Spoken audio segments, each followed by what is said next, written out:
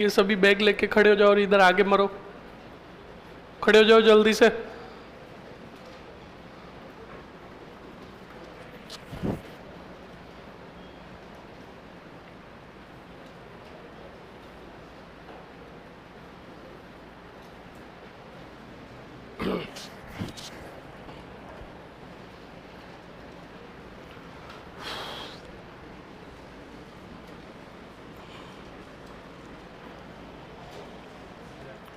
खड़ी हो जा, खड़ी हो जा, जल्दी से आगे आ जा।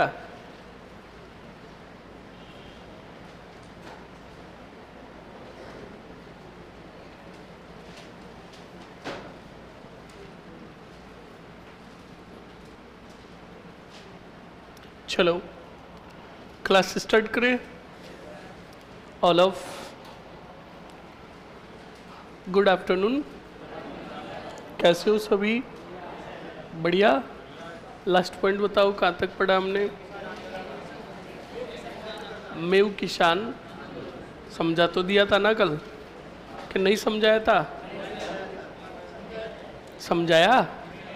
चलो वापस समझा देते हैं। आवाज़ नहीं।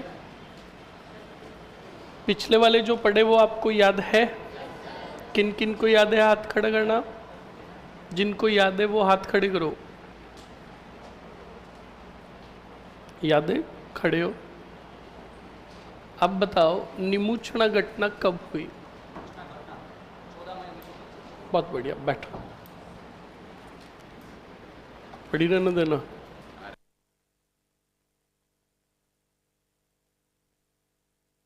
वापस यहाँ रख।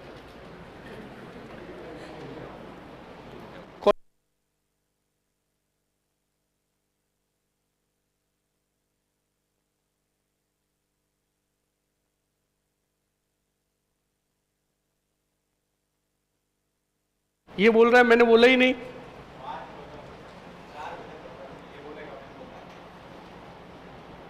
ये यहीं से पड़ी रहेगी। हाँ, अब यहां रखूंगा।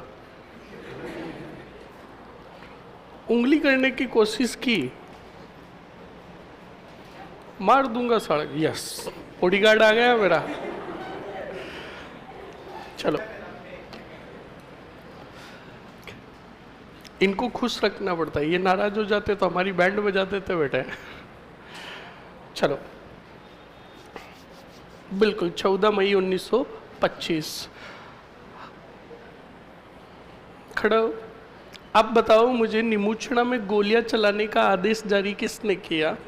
छज्जू सिंह। छज्जू सिंह को राजस्थान का क्या कहा गया? General Dyer. ठीक है।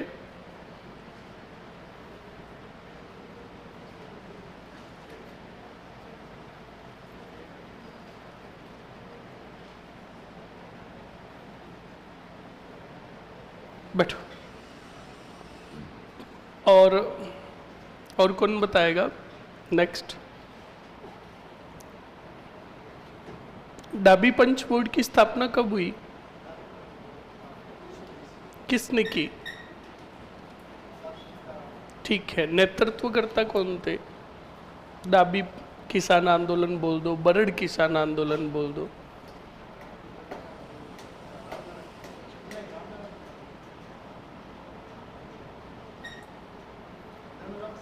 नैनूराम शर्मा के सहयोगी बताओ। नारायण राम और भंवरलाल। बैठो।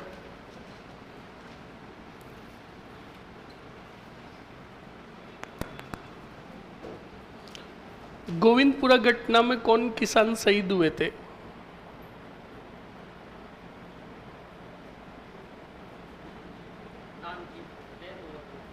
नानजी पटेल और ठाकरी पटेल। ये शहीद हो गए? ये थे कहां के?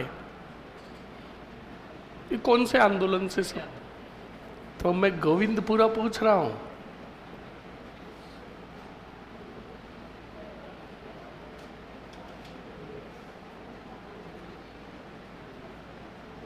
बैठो। कौन बताएगा?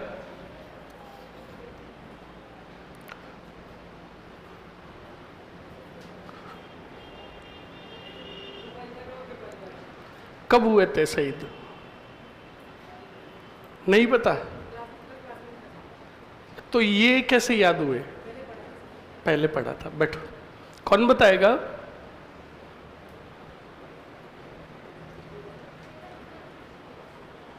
बैठो, ठीक है।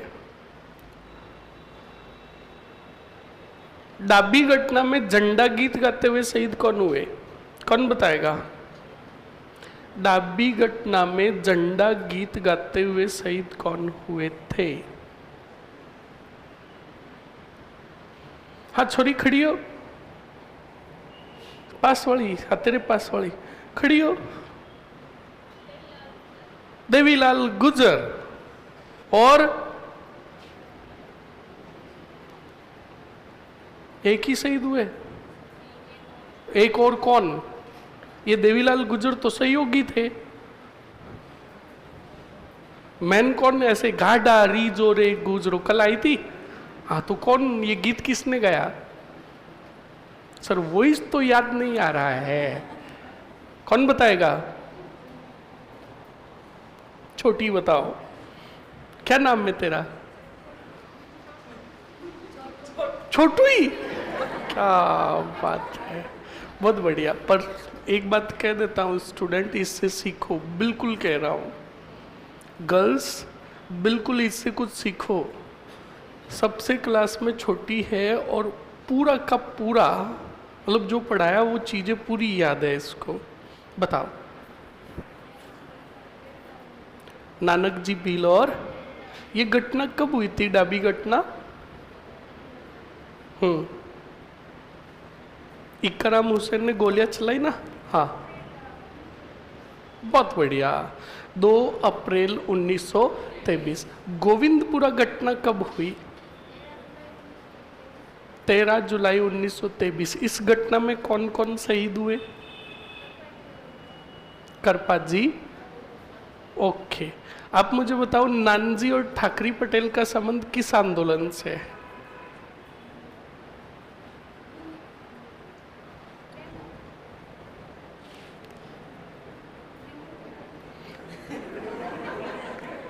ये थोड़ी घबरा गई। रूपा जी और करपा जी धाकड़ का।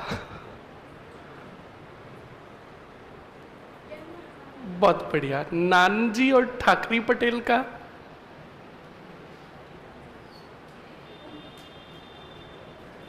नानजी और ठाकरी पटेल, कहाँ पढ़ा हमने इनको? बिजोलिया। मन्नाजी पटेल का संबंध किस आंदोलन से है? इनको ऊपरवाल पंच बोर्ड का क्या बनाया? ओके, ऊपरवाल पंच बोर्ड की स्थापना किसने की?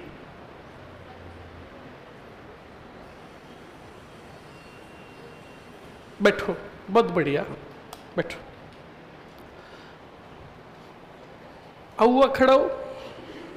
हाँ बताओ, आप बताओ मुझे, ऊपरमाल पंच बोर्ड की स्थापना कब हुई?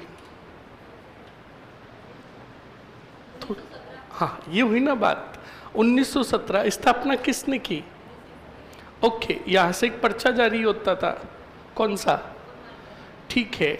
बिंदुलाल भट्टाचार्य आयोग की स्थापना या बिंदुलाल भट्टाचार्य आयोग कब भेजा गया? मेवाड़ के राणा फतेह सिंह ने बिंदुलाल भट्टाचार्य आयोग कब भेजा? नहीं पता? बैठो। चश्मिश खड़ी हो, चश्मिश चश्मिश पीछे। हाँ देखो, चश्मा पहना हुआ तो भी इधर उधर देख रही है। खड़ी हो, हाँ खड़ी हो जा जल्दी से। बता क्या? बिंदुलाल भट्टाचार्य आयोग मेवाड़ के राणा फतेह सिंह ने कब भेजा बिजोलिया? क्यों? बस पढ़ाई तो करनी है नहीं। बैठो, कौन बताएगा? खड़ो नयन, खड़ो खड़ो, बता कब भेजा? क्या यार, इज्जत के मेरे का आंकड़े करवा रहा है तो तू यू तो नहीं बोलता कि क्लास मेरी कॉम्प्लेक्स में है? 1-2 बार उधर तो नहीं गया? ये लो, बैठ जाओ। चलो मेऊ किसान आंदोलन स्टार्ट करें। ओके, आपके 1857 की क्रांति का टेस्ट हुआ क्या? नहीं हुआ? तो इन दोनों टॉपिकों का एक टेस्ट ले ले। तैयारी करके आओगे? होली के बाद ले ले? पक्का? होली के बाद? ठीक है, तो अभी बोल रहा हूँ होली के बाद जब वापस आओगे और अगला जब टेस्ट होगा बोल देना सर को, है ना। दोनों टॉपिक 1857 की क्रांति और किसान आंदोलन का इनका टेस्ट ले ले। और मैं देखता हूँ स्टूडेंट, देखो मैंने बोला ना, टीचर हमेशा बच्चों के स्टूडेंटों के अकॉर्डिंग पढ़ाता है। 50 क्वेश्चंस का टेस्ट होगा या 35 क्वेश्चंस का टेस्ट होगा, पहले बोल रहा हूँ 30 से किसी के कम नहीं आने चाहिए अगर 35 का है तो, और 50 का है तो चलो 40 से किसी के भी कम आने नहीं चाहिए। बोलो याद करोगे? ओके, अब बोर्ड पर देखो स्टूडेंट, आंदोलन है कौन सा? मेऊ किसान आंदोलन। मैंने शायद कल समझाया था आपको, नहीं समझाया? चलो समझ लो, मेऊ किसान आंदोलन। अब मेऊ किसान आंदोलन पहली बात तो कौन सी रियासत में हुआ? अलवर में। और अलवर के राजा कौन थे? यहाँ पर प्रमुख कारण जो बना, किनको मारने पर? सुअरों को मारने पर क्या लगाया था? प्रतिबंध। यही कारण बना था। अरे बताओ।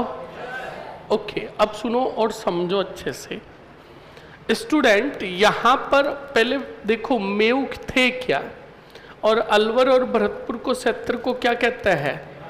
तो हुआ क्या था, अलवर और भरतपुर में मुगलों के समय में यहाँ पर पहले कौन रहते थे बताओ? फिर बाद में इन्होंने मुगलों के प्रभाव में आकर इन्होंने कौन सा धर्म कबूल कर लिया? इस्लाम धर्म कबूल कर लिया स्टूडेंट, याद रखिएगा, और बन गए कट्टर इस्लामिक।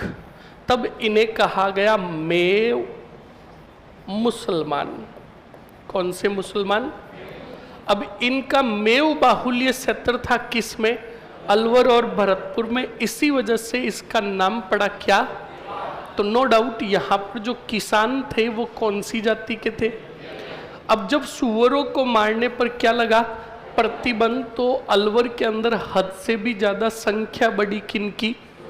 अब सुअरों से परेशान हो गए किसान, क्योंकि वो इनकी फसल को क्या कर रहे थे? नष्ट। तब किसानों ने प्रारंभ किया, बताओ क्या? आंदोलन। अब आंदोलन प्रारंभ किया तो स्टूडेंट ये बात पता चली राष्ट्रीय स्तर के कुछ इस्लामिक संगठन को। किसको? इस्लामिक संगठन को बात पता चली। तो इस्लामिक संगठन ने क्या कहा और क्या नहीं कहा, अच्छे से सुन लेना। एक तो था अंजुमन ए खादिमुल इस्लामिक संस्था, और एक था तबलीगी ए जमीयत उल इस्लामिक संस्था। इनको जब पता चला तो ये दोनों संस्थाएं जुड़ी कौन से आंदोलन से? मेऊ किसान आंदोलन से। और मेऊ किसान आंदोलन से जुड़ी और मांग रखी कौन से सिंह के पास? जय सिंह के पास। कहा कि हम मेऊ जाति के किसानों को, व्यक्तियों को जागरूक करने के लिए क्या बनाएंगे और किनका निर्माण करवाएंगे, और इसकी अनुमति भी दे दी किसने? तो एक धर्म को हद से भी ज्यादा बढ़ावा मिल गया कौन से? वर में, अलवर में। तब यहाँ पर प्रारंभ हुए कौन से दंगे बताओ? अब जब सांप्रदायिक दंगे होने लगे अलवर के अंदर, तब अंग्रेजों ने नोटिस भेजा किसको? जय सिंह को। और जय सिंह को कहा, जय सिंह जी आपकी रियासत में सांप्रदायिक दंगे हो रहे हैं, इन दंगों पर नियंत्रण करो वरना फिर हमें कोई कार्रवाई करनी पड़ेगी। अब जय सिंह ने इस अंग्रेजों की बात पर कोई ध्यान दिया ही, और हद से भी ज्यादा सांप्रदायिक दंगे होने लगे कहाँ? अलवर में। जब हद से भी ज़्यादा दंगे होने लगे तब 1933 ईस्वी में, बोलो कब, अंग्रेजों ने अलवर का नियंत्रण अपने हाथों में ले लिया और जय सिंह को अलवर से भेज दिया बाहर। बाहर कहाँ? विदेश, बाहर भेज दिया और नियंत्रण अंग्रेजों ने अपने हाथों में ले लिया और 1933 में कुछ रियायतें प्रदान की किनको? मेव किसानों को, और ये आंदोलन क्या हो गया? और जय सिंह की बाहर रहते हुए ही 1937 में क्या हुई? मृत्यु। क्या हुई? तो आपको तो कुछ भी पॉइंट ध्यान नहीं रखने हैं। एक तो मेव किसान आंदोलन कब हुआ? 1932-33, ओके। उसके बाद दूसरा पॉइंट, मेव किसान आंदोलन के समय अलवर के राजा कौन थे? जय सिंह। तीसरा पॉइंट, नेतृत्वकर्ता कौन थे? यासीन खान और मोहम्मद हादी अली, ओके। राष्ट्रीय स्तर के इस्लामिक संगठन जिन्होंने इनको समर्थन दिया वो थे अंजुमन खादिमुल इस्लामिक संस्था शॉर्ट में, और जमीयत तबलीगी उल इस्लामिक संस्था। समझ में आया कि नहीं आया?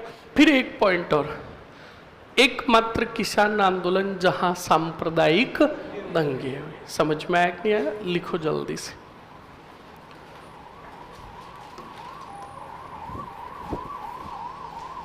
सर रीट कब आएगी? बिल्कुल आ जाएगी। अभी घोषणा तो हो गई, अब घर घर जाएगी, तब तक टाइम लगेगा, तो थोड़ा टाइम लगेगा। आप रीट आनी है तब आ जाएगी। समझ में आया कि नहीं आया? आप तो अपनी अच्छे से क्या करते रहो? तैयारी करते रहो। लिखो जल्दी से।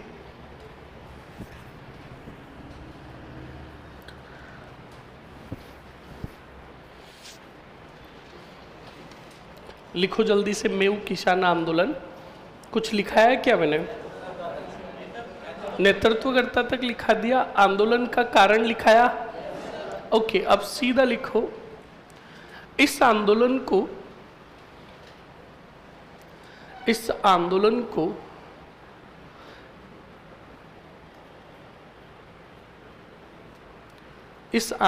को निम्न इस्लामिक संगठनों ने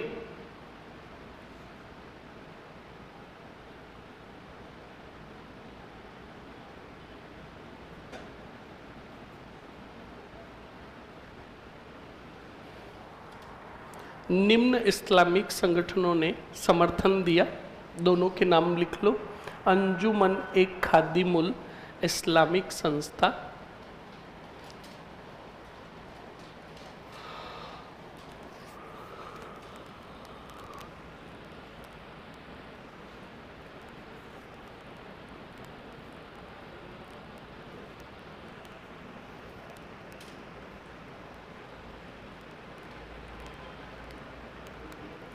अंजुमन खादिमुल इस्लामिक संस्था।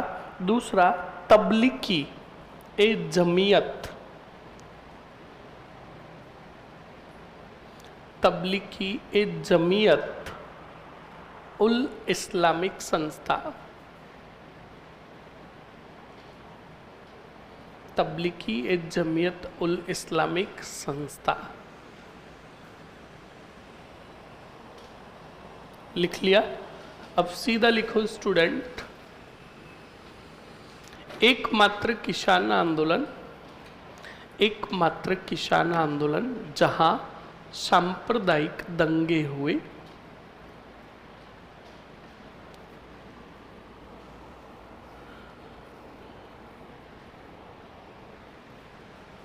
एकमात्र किसान आंदोलन जहां सांप्रदायिक दंगे हुए।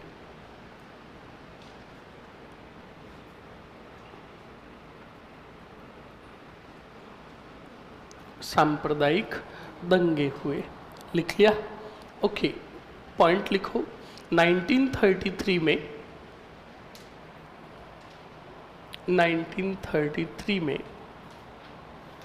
1933 ईस्वी में अंग्रेजों ने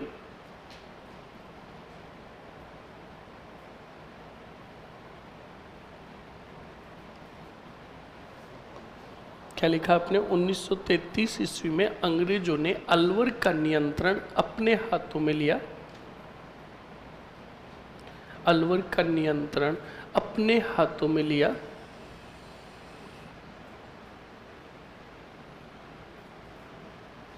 अलवर का नियंत्रण अपने हाथों में लिया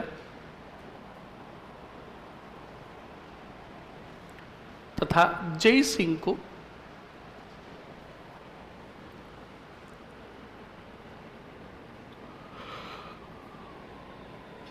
इंग्लैंड भेज दिया।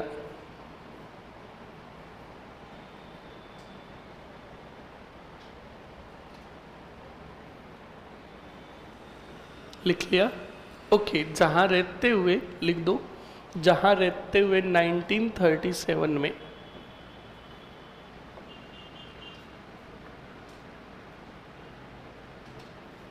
जहां रहते हुए 1937 में क्या हुई? मृत्यु हुई।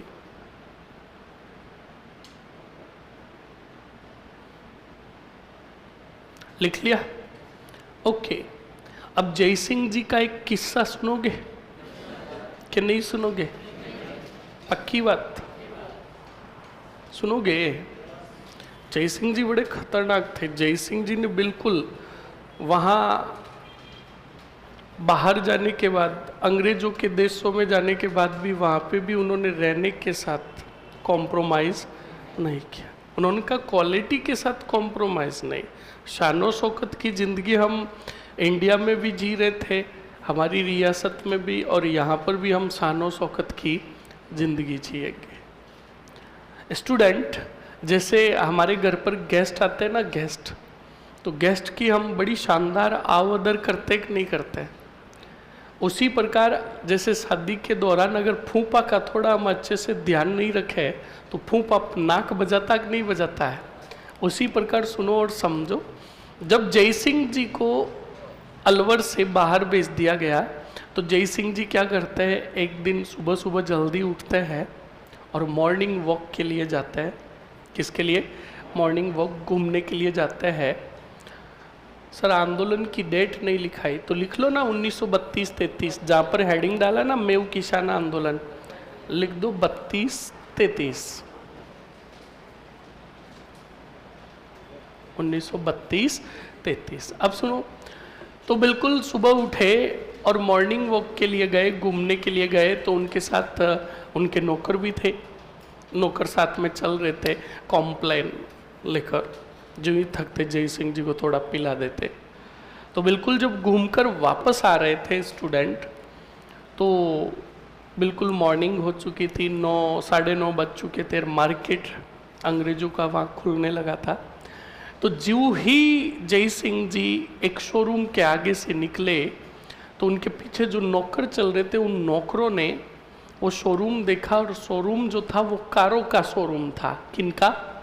हाँ, कारों का शोरूम था, रॉयल्स रॉयस कार का। तो रॉयल्स रॉयस कार के आगे से जय सिंह जी और जय सिंह के नौकर निकले तो नौकरों ने बड़ी बुरी बुरी प्रशंसा की, तारीफ की। किनकी? कार की। का ये कार बड़ी जबरदस्त कार है, ये रईस लोगों के पास रहती है, ये कार छोटे मोटे लोगों के पास होती नहीं है। तो ये बात और इस कार की प्रशंसा सुनी आगे चल रहे कौन से सिंह ने? तो जय सिंह ने कहा अगर ऐसी बात है तो अभी ले लेते हैं। हाथों हाथ उसी टाइम जय Singh ji Royals Royce showroom में चले गए। अब रॉयल्स रॉयस शोरूम में गए तो ट्रैक सूट में ही चले गए। सुबह सुबह मॉर्निंग का जो ट्रैक सूट होता है ना, उसी में चले गए। अब आपको पता है वो विदेश था, और विदेश में लोग सब कैसे थे? बोलो, गोरे थे। और हमारे जय सिंह जी तो, हाँ बिल्कुल फैक्ट है। अब हम अंग्रेजों के सामने, भले ही हम कितने ही गोरे क्यों नहीं हो, अंग्रेजों के सामने अगर खड़े होंगे तो क्या लगेंगे? काले लगेंगे। तो जय सिंह जी एक तो ऊपर से काले और ऊपर से काला कोट ट्रैक सूट पहना हुआ चले गए। तो वहाँ पर सुबह सुबह का टाइम था, एम्प्लॉयज़ वगैरह सभी काम कर रहे थे, तो जय सिंह को किसी ने कुछ पूछा ही नहीं। जय सिंह जी को ये बात चुभ गई। आखिरकार फिर जय सिंह ने एक एम्प्लॉयज को बुलाया, कहा इधर आ। वो आया तो कहा जी बोलिए, तो कहा कार लेनी है। तो उस एम्प्लॉयज ने पहले जय सिंह जी को देखा, तो उसने सोचा कि ऐसे ही कोई सुबह सुबह मजाक करने आ गया, तो उसने बोल दिया सॉरी आउट ऑफ स्टॉक, है ही नहीं कार। और जहाँ तक कि कारें सामने पड़ी थी। अब जय सिंह जी की आवदर नहीं हुई, जय सिंह जी को किसी ने बैठने का पूछा नहीं। जय सिंह जी ने कहा अभी रुको, वापस आता हूँ। जय सिंह जी गए अपने रूम जाकर बढ़िया स्नान किया डव साबुन से, हाँ, ताकि थोड़े बहुत क्या दिखे, हाँ, डव साबुन से स्नान कर बढ़िया वही राजाशाही कपड़े पहनकर वापस आए उसी शोरूम में। तो बेटे एम्प्लॉइज दौड़ दौड़ के आ रहे थे किसके पास, जय सिंह के पास। जय सिंह को कहा बताओ बताओ क्या हेल्प चाहिए।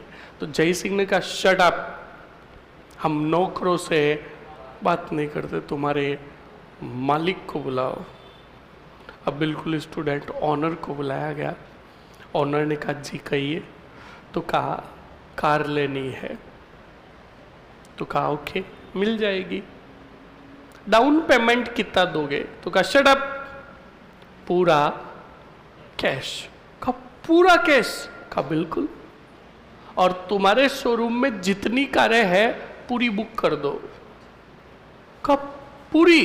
कहा तो कहा अभी फिलहाल कितनी है, 3 या 4। का बिल्कुल बुक कर दो। का पेमेंट फिर।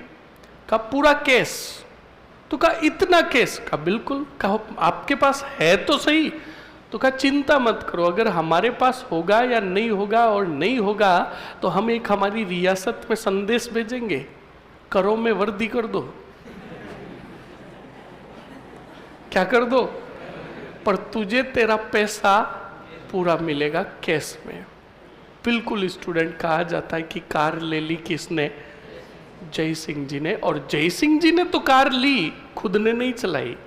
कार लेने के बाद नौकर जो आए थे, उन नौकरों को कहा यह हमारे लिए डब्बा है, और डब्बे हम नहीं चलाते, नौकरों ये तुम्हारे लिए कार ली है। नौकरों की तो बल्ले बल्ले।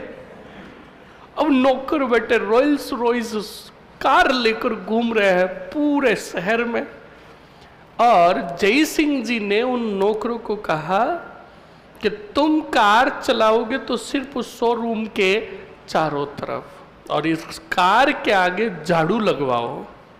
क्या लगवाओ, झाड़ू। कार के आगे का 2 झाड़ू लगाओ, और आप जो ही रॉयल्स रॉयस शोरूम के अंदर कोई कार खरीदने के लिए जाए तो आप उस कार को उस रॉयल्स रॉयस शोरूम के आगे घुमाओ।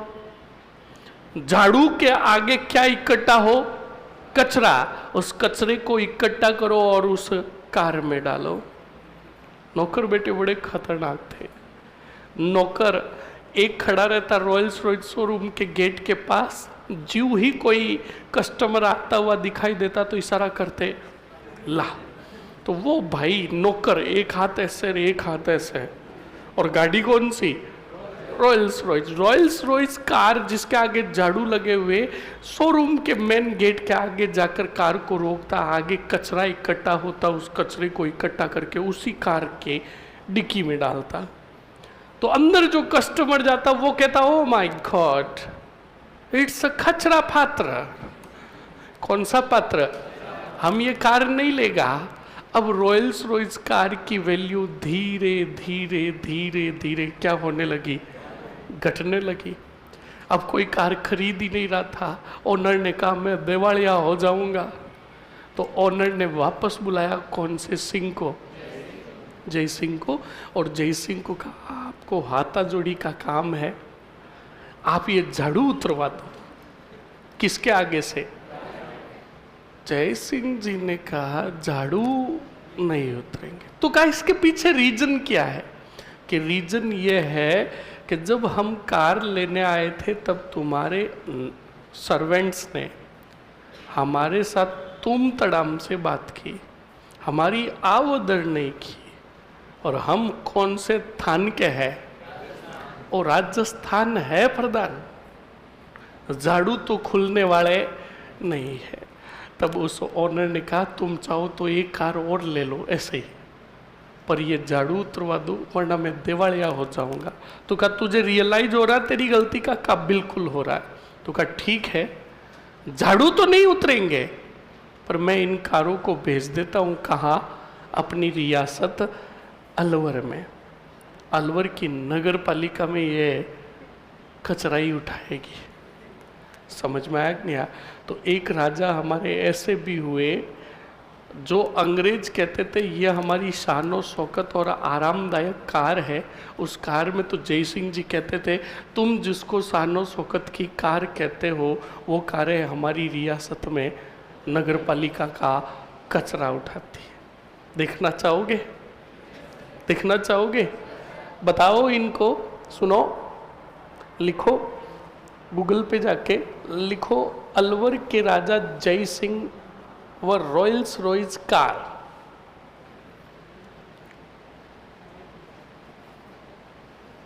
सर उन्हें अलवर की नगर पालिका में भी लगाया? हाँ बिल्कुल, फिर भेज दी उनको। कहा? नगर पालिका के अंदर। और अलवर के हर क्षेत्र में वो कार जाती और गीत चलता, गाड़ी वाला आया घर से कचरा निकाल। समझ में आया ना? ऐसा कुछ भी नहीं है, पर हाँ ये किस्सा यहाँ पर जुड़ता अच्छा है। ओके, अभी बताते हैं आपको। जय सिंह, तू तो नाम लिख दे, जय सिंह व रॉयल्स रॉयस कार। आवाज नहीं? जय सिंह व रॉयल्स रॉयस कार, या जय सिंह और कार लिख दे तो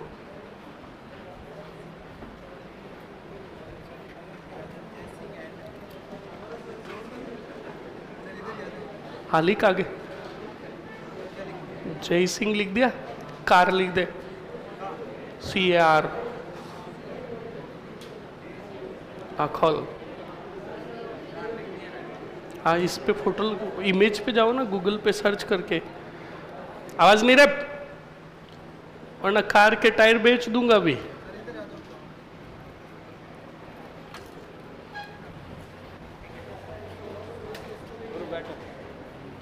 हट, इसको हटा। हाँ ये आई देख, गूगल का है, गूगल। ऊपर जा, ऊपर जा, ऊपर जा, यहाँ पे बताएगी नहीं। और ऊपर निकाल, पूरा ऊपर निकाल दे। गूगल का खोला तूने? हाँ ये फोटो बता दे, इसको क्लिक करके। तू हटा ना इसको, गूगल कहाँ है रे? छोड़ो, आवाज नहीं। गूगल कहाँ है?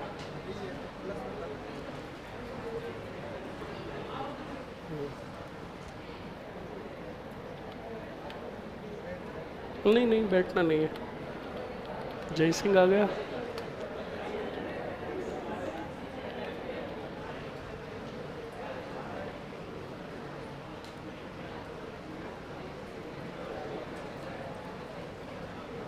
ये देख कहाँ पे, ये ले ले फोटो एक, ये ले ले, इसको सेव कर ले और इनको दिखा दे। ये ले ले, ये ले ले और एक ये ले ले, तीनों फोटो है ना।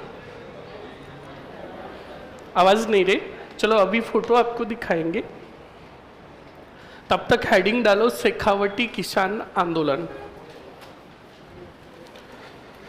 शेखावटी किसान आंदोलन।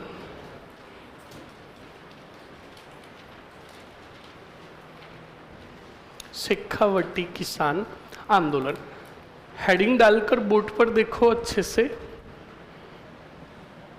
और समझ लो शेखावटी किसान आंदोलन की सामान्य जानकारी।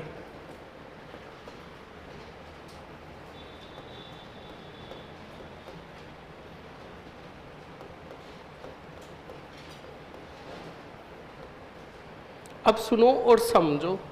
शेखावटी किसान आंदोलन की अगर सामान्य बात करें तो यह कौन सी रियासत का? आमेर रियासत का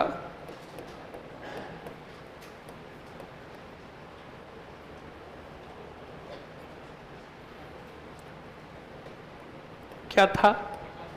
ठिकाना था। आई की दृष्टि से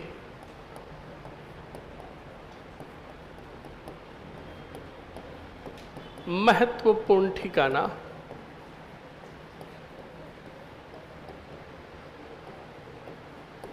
ओके, अब सुनिएगा, शेखावटी के जो राव थे वो थे, बताओ कौन? कल्याण सिंह। ओके, यहाँ पर किसान जो थे वो थे कौन सी जाति के? और यहाँ पर जो संघर्ष देखने को मिलेगा वो जाट जागीरदार, इन दो के बीच में क्या देखने को मिलेगा? संघर्ष। और यहाँ थे पंच पाणे। कौन से पाणे? पंच पाणे। और पंच पाणे में लिखोगे बाद में डावा ही डावा मंडावा, लोध ही लोध डूंड लोथ, गढ़ ही गढ़ नवलगढ़, साऊ ही साऊ बिसाऊ। और उसके बाद मलसी सर। कौन सा सर? तो सुनो, पहली बात तो पंचपाणे है क्या?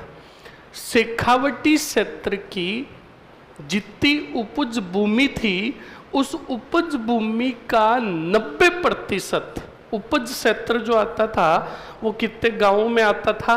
5 गांव में। और इन्हीं 5 गांवों के समूह को कहा जाता था पंचपाणे। समझ में आया कि नहीं आया? ये सामान्य जानकारी हुई किसकी? शेखावटी किसान आंदोलन की। अब सुनो और समझो, यहाँ पर एक शब्द आया है आई की दृष्टि से महत्वपूर्ण ठिकाना। कौन सा? शेखावटी। क्यों? तो सुनो और समझो।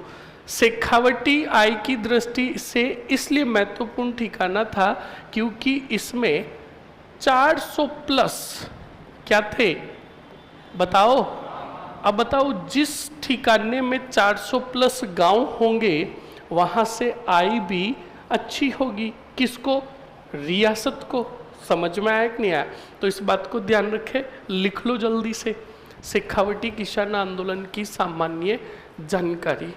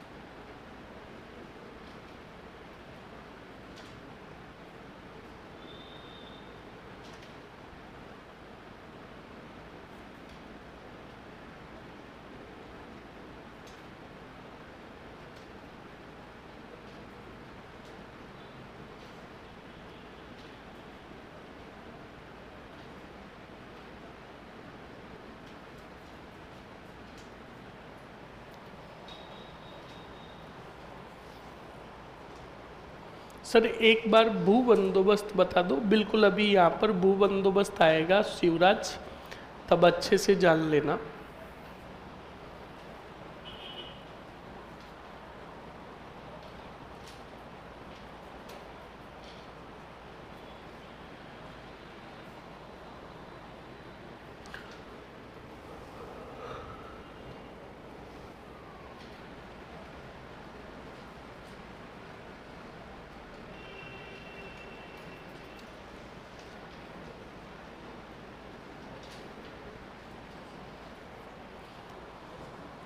लिख लिया सभी ने? जल्दी से लिखो।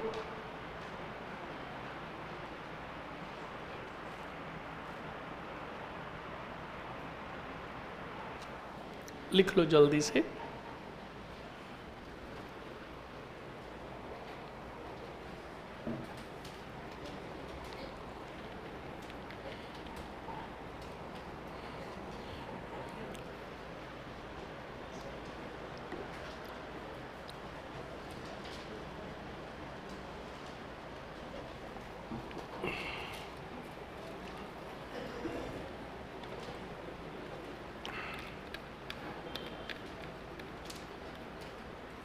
लिख लिया? चलो फोटोज देखोगे? देख ली ना? नहीं देखी? चलो ये देखो स्टूडेंट, ये थोड़ी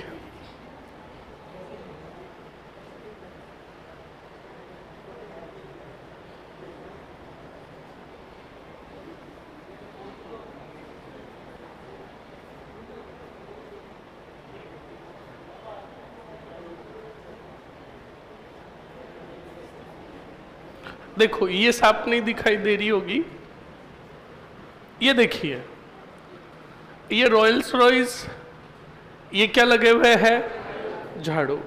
इन झाड़ुओं के आगे जो भी कचरा इकट्ठा होता है उसको इकट्ठा करते और पीछे जाकर गाड़ी में डालते।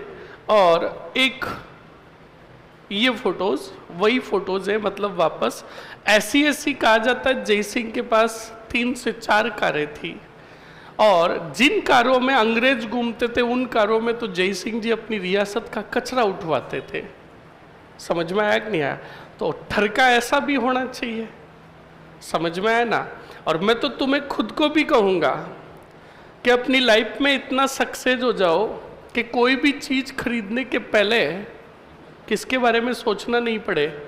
पैसों के बारे में। समझ में आया कि नहीं आया? हाँ, अभी तो हालांकि संघर्षपूर्ण जिंदगी है, अभी तो बहुत कुछ सोचना पड़ता है। रूम का किराया आज देते हैं वसाड़ा, कल से वापस टेंशन शुरू कि यार 30 दिन होने वाले, किराया लाऊंगा कहाँ से? टेंशन मत लो, अच्छे दिन भी आएंगे, टेंशन मत लो।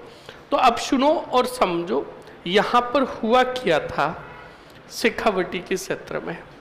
स्टूडेंट, राव कौन है?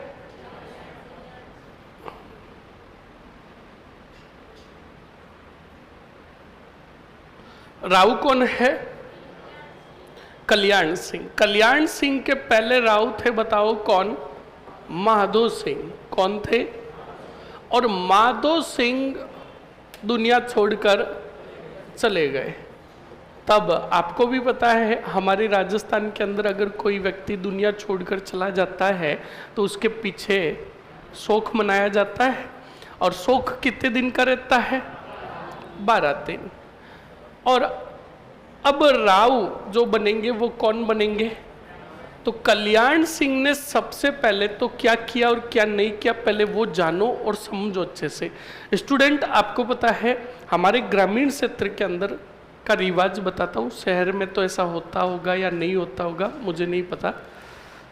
स्टूडेंट, हमारे ग्रामीण क्षेत्र में क्या होता है, जैसे कोई व्यक्ति जिसकी मृत्यु हो जाती है तो आपको पता है जिस दिन मृत्यु होती है, अंतिम संस्कार जिस दिन होता है उस दिन उसके घर में खाना नहीं बनता है। सही है ना? उस दिन उसके मिलनसार व्यक्ति और परिवार के जो लोग होते हैं वो बताओ लेकर आते हैं खाना और खिलाते हैं ना।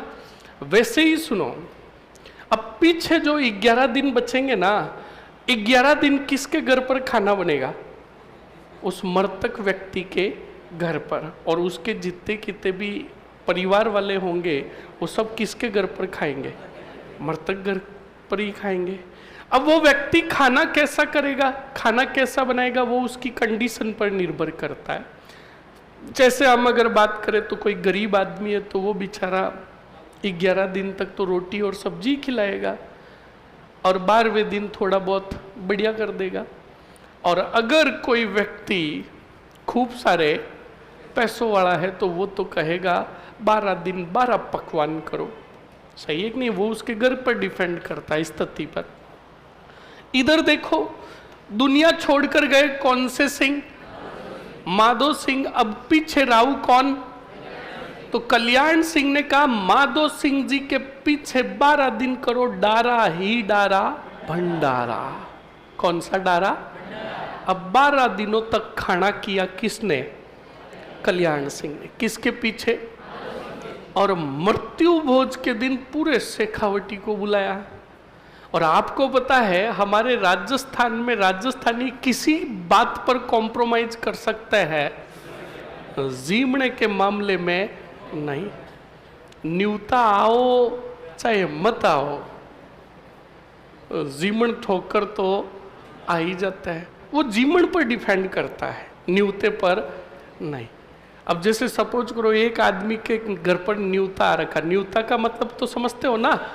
हाँ, कोई शहर वाला होगा तो वो कहेगा ये न्यूता क्या होता है? इनविटेशन। अगर इनविटेशन आ रखा है तो वो जाएगा, और नहीं आ रखा है, एक के आ रखा है और एक पड़ोसी के नहीं आ रखा है, तो वो जो इनविटेशन आ रखा है वो पहले जाएगा, खाना आना खाकर आएगा और गली में आकर पड़ोसी को कहेगा कि मैंने मेरी जिंदगी में ऐसा खाना नहीं खाया। तो अब कोई मायने नहीं रखता कि पड़ोसी के इनविटेशन आया या नहीं आया, वो 100% उसका पूरा घर जिम कर आएगा। कैसे? अब वो पड़ोसी अपने घर पर जाएगा, अपनी लुगाई को कहेगा कि देख गली में से जब औरतें जिमने जाए तब तू भी उनके साथ चले जाना, 2 झींगे तू ले जाना, और क्या रखना? घूंघट, ताकि कोई पहचाने नहीं।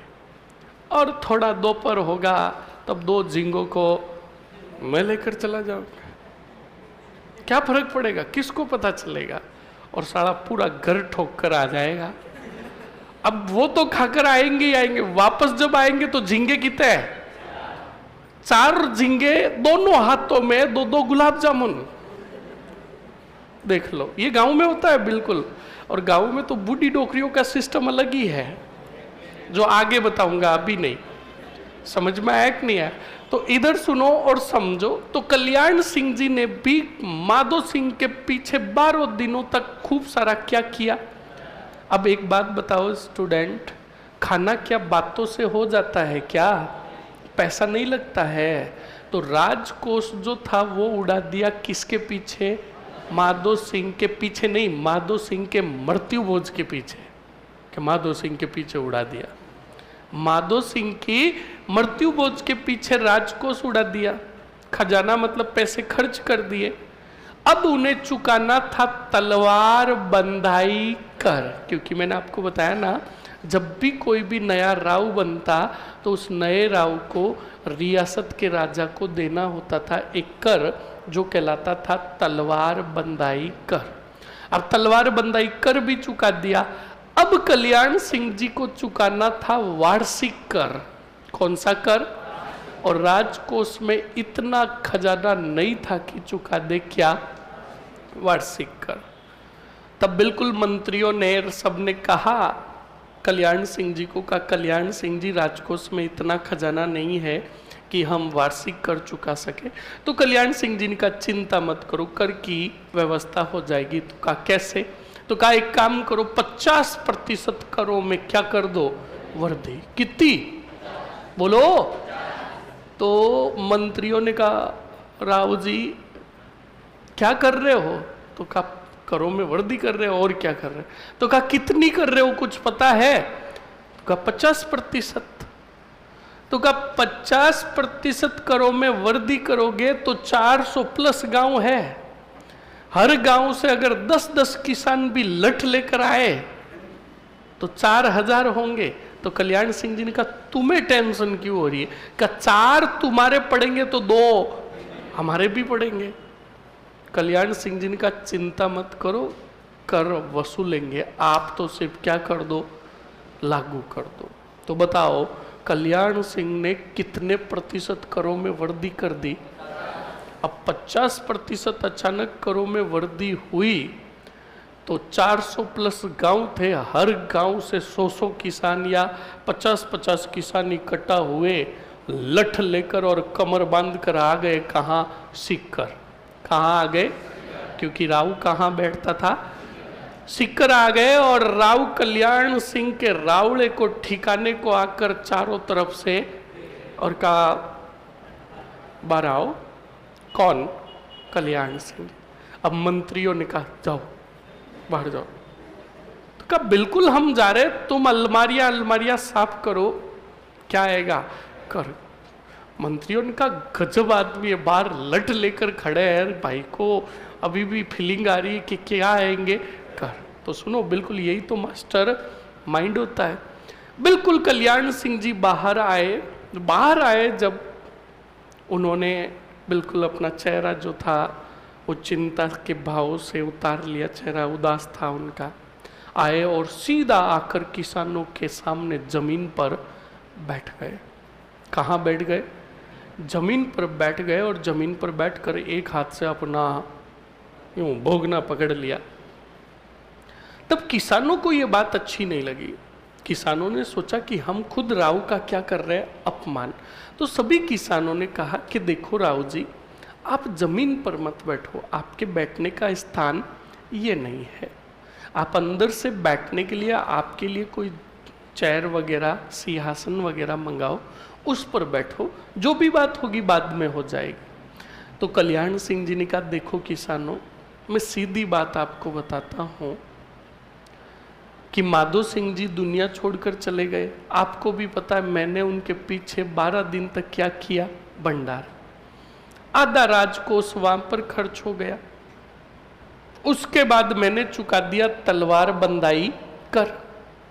अब मेरे राजकोष में इतना खजाना नहीं बचा है कि मैं चुका पाऊं रियासत को वार्षिक कर, और वार्षिक कर नहीं चुकाया तो मेरे विरुद्ध क्या होगी, कार्रवाई। ये कहकर उन्होंने अपना सापा खोला और किसानों के पैरों में रख दिया और कहा मेरी इज्जत अब तुम्हारे हाथों में। जब ये बात कही स्टूडेंट, तो किसानों ने कहा यार, राव की इज्जत यानी हमारी इज्जत। और आपको पता किसानों का दिल बड़ा होता है। किसानों ने कहा राव की इज्जत यानी हमारी इज्जत, और कहा राव को, और राव ने भी कहा किसानों, 1 वर्ष के लिए तुम 50% करों में वर्दी के साथ कर चुका दो, अगली साल में यथावत करों को वापस लागू कर दूंगा, यानी करों में क्या कर दूंगा, कमी कर दूंगा। तो सब किसानों ने कहा राव की इज्जत यानी हमारी इज्जत। का राव जी आप चिंता मत करो, हम बिल्कुल 50% करों में इस साल क्या चुकाएंगे, कर चुकाएंगे। किसान सभी चले गए। कल्याण सिंह जी अंदर गए और मंत्रियों को कहा और कैसे हो, करों की व्यवस्था स्टार्ट करो और कर वसूलो। तो स्टूडेंट 1 साल 50% करों में वर्दी के साथ कर वसूला तो कल्याण सिंह का खजाना लबालब भर गया। और आपको पता है खजाना जब ज़्यादा देखते हैं तो लालच आता कि नहीं आता है। कल्याण सिंह ने अगली साल भी करों को माफ़ करने की, माफ़ का मतलब पुराने करों की दरों में लागू करने की घोषणा नहीं की। तो बेचारे किसान वापस भी इकट्ठा हुए और वापस इकट्ठा होकर आए कहाँ, कल्याण सिंह के पास। और कल्याण सिंह को कहा बाहर आओ। कल्याण सिंह जी बाहर आए तो अब की बार कल्याण सिंह का रवैया बदल चुका था। कल्याण सिंह ने कहा बताओ किसानों क्या बात है। तो किसानों ने कहा राव जी, आपने पिछली साल बात हुई थी हमारी, आपने कहा 1 साल बाद करों को पुरानी दरों में क्या कर दूंगा, लागू कर दूंगा, पर आपकी तरफ से अभी तक कोई घोषणा नहीं हुई। तब कल्याण सिंह ने कहा हम कब मिले। तो किसानों ने कहा याद कीजिए, पिछली साल माधो सिंह जी की मृत्यु हुई थी तब मिले थे। तब कल्याण सिंह ने कहा माधो सिंह के तो मरे हुए 5 साल हो गए। मतलब समझे, कल्याण सिंह अपनी जबान से मुकर रहा था। जब ऐसी स्थिति बनी तब किसानों ने कहा अब हम क्या करेंगे, आंदोलन। तब यह आंदोलनकारी घटनाएं प्रारंभ हुई कहाँ, सीकर में। और आंदोलन जब जोरों शोरों से हुआ तो स्टूडेंट ये बात पता चली राजस्थान सेवा संघ को। बोलो किसको, बोलो किसको। राजस्थान सेवा संघ को बात पता चली तो राजस्थान सेवा संघ से भेजा गया शेखावटी क्षेत्र में, बताओ किसको? राम नारायण चौधरी को। किसको? और राम नारायण चौधरी के साथ आए पंडित हरि ब्रह्मचारी। बताओ कौन आए? पंडित हरि ब्रह्मचारी आए। ये दोनों आए कौन से वटी में? और शेखावटी में देखा तो यहाँ पर आंदोलन जोरों शोरों से चल रहा था। इन किसानों की रिपोर्ट तैयार की किसने? और राम नारायण चौधरी ने आकर कौन से समाचार पत्र में? तरुण राजस्थान समाचार पत्र में शेखावटी आंदोलन की घटनाओं का जल्दी से बताओ क्या किया? बोलो। ये बात पता चली आमेर के राजा कौन से सिंह को? बोलो। तो मान सिंह जी का ही ठिकाना था कौन सा वटी? तो मान सिंह द्वितीय ने कहा कि हम राम नारायण चौधरी के आमेर रियासत में प्रवेश पर क्या लगाते हैं? प्रतिबंध। और तरुण राजस्थान समाचार के प्रवेश पर भी क्या लगाते हैं? रोक लगाते हैं। दोनों पर प्रतिबंध लगा दिया। अब जब दोनों पर प्रतिबंध लगा तो राम नारायण चौधरी ने शेखावटी आंदोलन की घटनाओं की एक प्रतिलिपि भेज दी। बताओ कहाँ? और लंदन में समाचार पत्र चलता था डेली हेराल्ड। बताओ कौन सा? डेली हेराल्ड में बताओ कौन से आंदोलन का प्रकाशन हुआ? शेखावटी किसान आंदोलन का क्या हुआ? प्रकाशन। और अंग्रेजों की जो संसद थी उसका नाम था हाउस ऑफ कॉमन्स। क्या नाम था? हाउस ऑफ कॉमन्स में भी जिक्र हुआ कौन से आंदोलन का? तो एक मिनट के लिए सोचो, आंदोलन हो कहाँ रहा है और इनका जिक्र कहाँ हो रहा है? लंदन में। लंदन के कहाँ? लंदन के डेली हेराल्ड समाचार पत्र में और ब्रिटेन के हाउस ऑफ कॉमन्स। बोलो समझ में आया कि नहीं आया? तो अभी तक जो हमने पढ़ा है उसको वापस कैसे रिपीट करना है, कैसे याद करना है? पहले तो लेनी है सामान्य जानकारी। क्या लेनी है? और फिर हमें सीधा लिखना है आंदोलन का कारण। तो कारण में हम लिखेंगे कि करों में कितने प्रतिशत वृद्धि हुई। तो इसी के विरोध में किसानों ने क्या प्रारंभ किया? और विरोध किया कौन से सिंह का? तब इस आंदोलन से जुड़े राजस्थान सेवा संघ के सदस्य कितने? पहले, दूसरे पंडित हरि ब्रह्मचारी। बताओ कौन जुड़े? दोनों ने जुड़कर किसानों की क्या तैयार की? रिपोर्ट। और इसी रिपोर्ट का प्रकाशन बाद में किया कौन से समाचार पत्र में? आमेर के राजा कौन थे? मान सिंह ने दोनों के प्रवेश पर क्या लगाई? रोक लगाई। तब लंदन के अंदर एक समाचार पत्र चलता था कौन सा? डेली हेराल्ड में प्रकाशन हुआ कौन से आंदोलन का? और हाउस ऑफ कॉमन्स में जिक्र हुआ किसका? शेखा। लिखो जल्दी से, जल्दी से लिखो स्टूडेंट।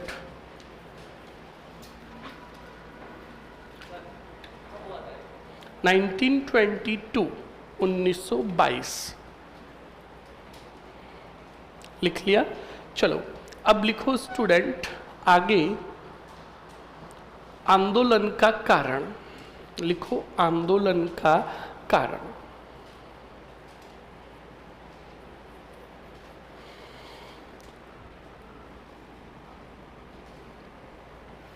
आंदोलन के कारण में लिखो स्टूडेंट, लिखो राव कल्याण सिंह ने, राव कल्याण सिंह ने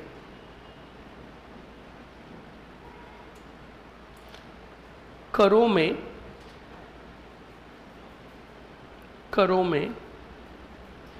50%, करों में 50% क्या की? बिल्कुल लिखो, वृद्धि की।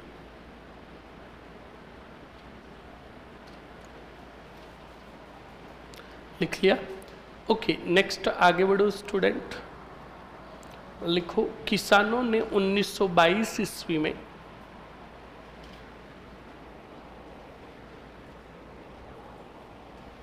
किसानों ने 1922 ईस्वी में आंदोलन प्रारंभ किया।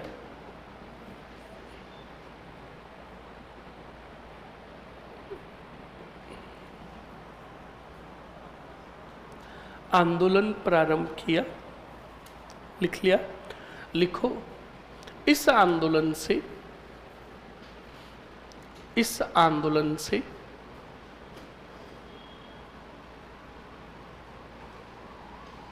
इस आंदोलन से राजस्थान सेवा संघ के सदस्य इस आंदोलन से राजस्थान सेवा संघ के सदस्य राजस्थान सेवा संघ के सदस्य रामनारायण चौधरी व पंडित हरि ब्रह्मचारी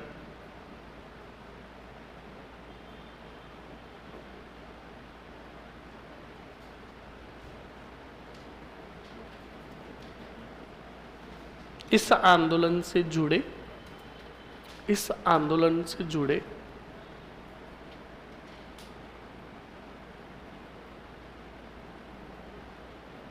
तथा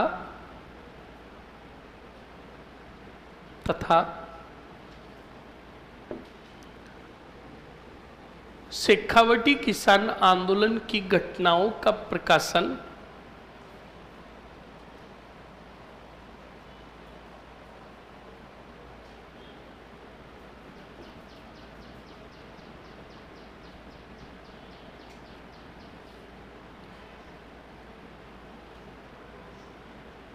शेखावटी किसान आंदोलन की घटनाओं का प्रकाशन तरुण राजस्थान समाचार पत्र में किया।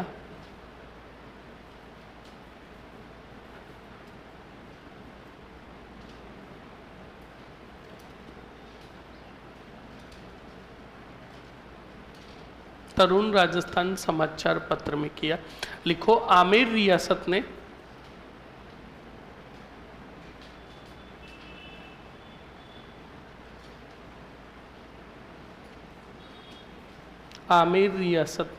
रामनारायण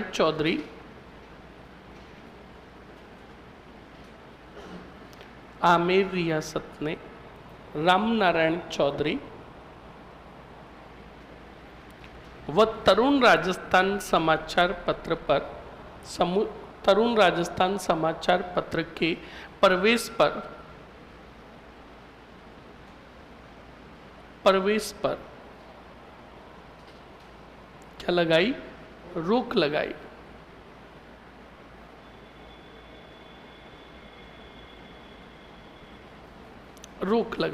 लिख लिया।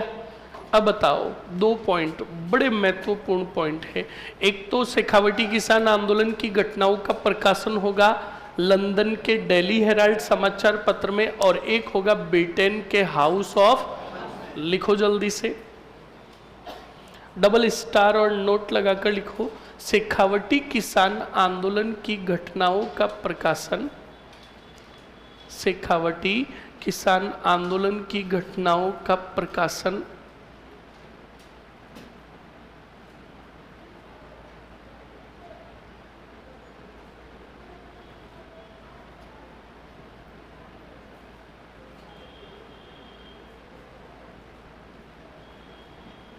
शेखावटी किसान आंदोलन की घटनाओं का प्रकाशन लंदन के डेली हेराल्ड समाचार पत्र में, लंदन के डेली हेराल्ड समाचार पत्र में हुआ।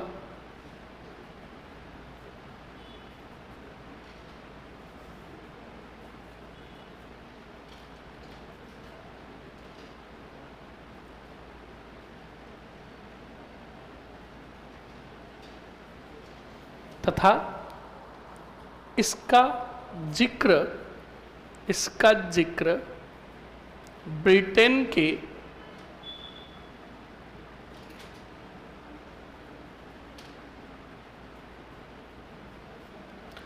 ब्रिटेन के संसद का नाम क्या है?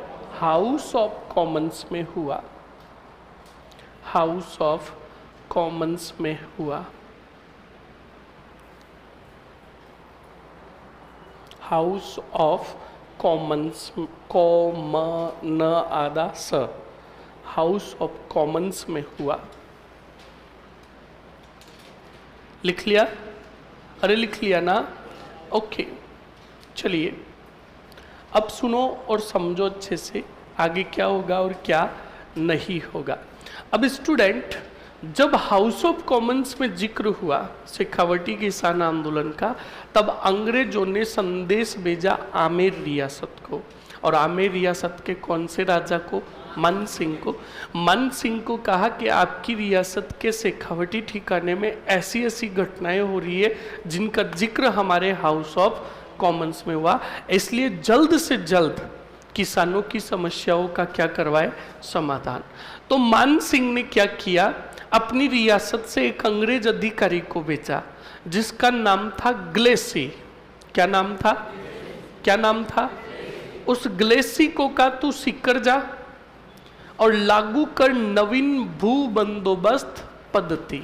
कौन सी पद्धति? देखो वापस नाम आ रहा है कि नई भू बंदोबस्त। नई भू का मतलब अब राव ने तो करों में वृद्धि कर दी, किसान चुप बैठ नहीं रहे, तो एक काम कर, जाकर नई भू बंदोबस्त पद्धति लागू कर। भू बंदोबस्त पद्धति का मतलब भूमि नई आवंटित कर, किसानों को भूमि के नए पट्टे दे और करों का निर्धारण नए सिरे से कर, ताकि किसान आंदोलन करना क्या कर देंगे? बंद। तो अब बताओ, आमेर रियासत से ग्लेसी जो अधिकारी है वो क्या करने के लिए आएगा? भू बंदोबस्त के लिए।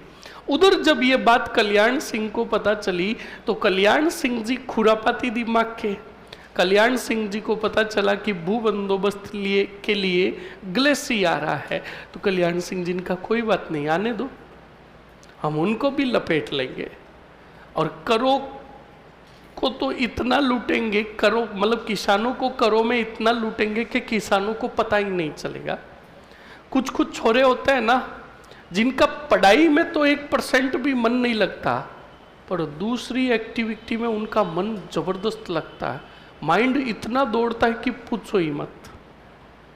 तो स्टूडेंट, कल्याण सिंह जी भी बड़े खुरापाती खोपड़ी के थे। कल्याण सिंह जी के ठिकाने में जब आया ग्लेसी, तो ग्लेसी को पूछा, कल्याण सिंह जी ने कहा तुम क्या करोगे ग्लेसी?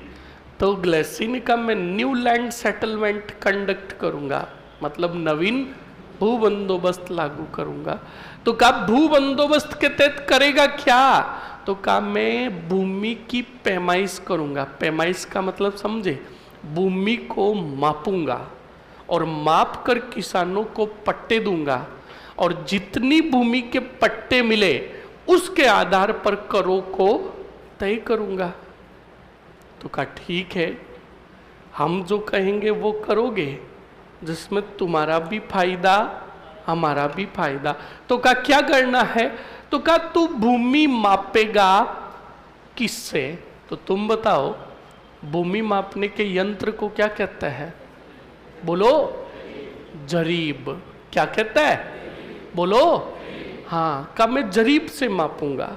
पटवारी होता ना, पटवारी, पटवारी भूमि जो मापता किससे मापता है?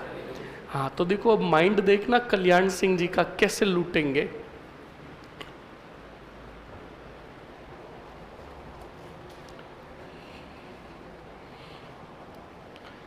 अब बताओ, भू बंदोबस्त है तो आमेर रियासत से किसे भेजा गया रे? ग्लेसी को। ग्लेसी आया सीधा कौन से वटी क्षेत्र में? शेखावटी, और शेखावटी में भी कहाँ आया? सीकर। और ग्लेसी ने कहा मैं लागू करूंगा कौन सा बंदोबस्त? भू बंदोबस्त। तो भू बंदोबस्त के तहत आप देखना कल्याण सिंह जी क्या कह रहे हैं। कल्याण सिंह जी ने कहा कि ग्लेसी तू एक काम कर, जब भू बंदोबस्त करे तब किसकी लंबाई, जरीब की लंबाई को क्या कर देना? कम कर देना, और फिर तू करो का निर्धारण करना, जिससे मेरा तो फायदा ही फायदा। कुछ समझ में आया? आया? नहीं आया। अब सुनना और समझना। अब तुम्हें समझ में आएगा कि कल्याण सिंह कितने मास्टर माइंड थे। स्टूडेंट, जरीब की वास्तविक लंबाई, जैसे मैं बताऊं, ये एक खेत का क्या है, टुकड़ा। अब भू बंदोबस्त होगा तो इस खेत को मापा जाएगा और मापकर फिर दिया जाएगा किनको, किसानों को। तो जरीब की वास्तविक लंबाई कितने फीट है बताओ। अब राव कह रहा है जरीब की लंबाई को क्या कर दे, कम कर दे, और कम करके तू कर दे इसको कितने फीट, 80 फीट। तो सुनना और समझना। अब ये एक खेत का टुकड़ा है, मैं इसको वास्तविक जरीब से मापूं तो यह आता है कितने बीघा, बोलो 10 बीघा या 10 हेक्टेयर, ठीक है। अब सुनो, अब राव, हाँ चलो 10 बीघा है, और करों का निर्धारण जो किया जाएगा 1000 प्रति हेक्टेयर से। तो अब सुनो, 10 बीघा है और 1 हेक्टेयर के कितने हैं, 1000, तो टोटल कितने हो गए। अब किसान को कर कितना चुकाना है, 10,000। अब राव कहता है कि तू जरीब की लंबाई को कम कर दे, और कम करके कितनी कर दे।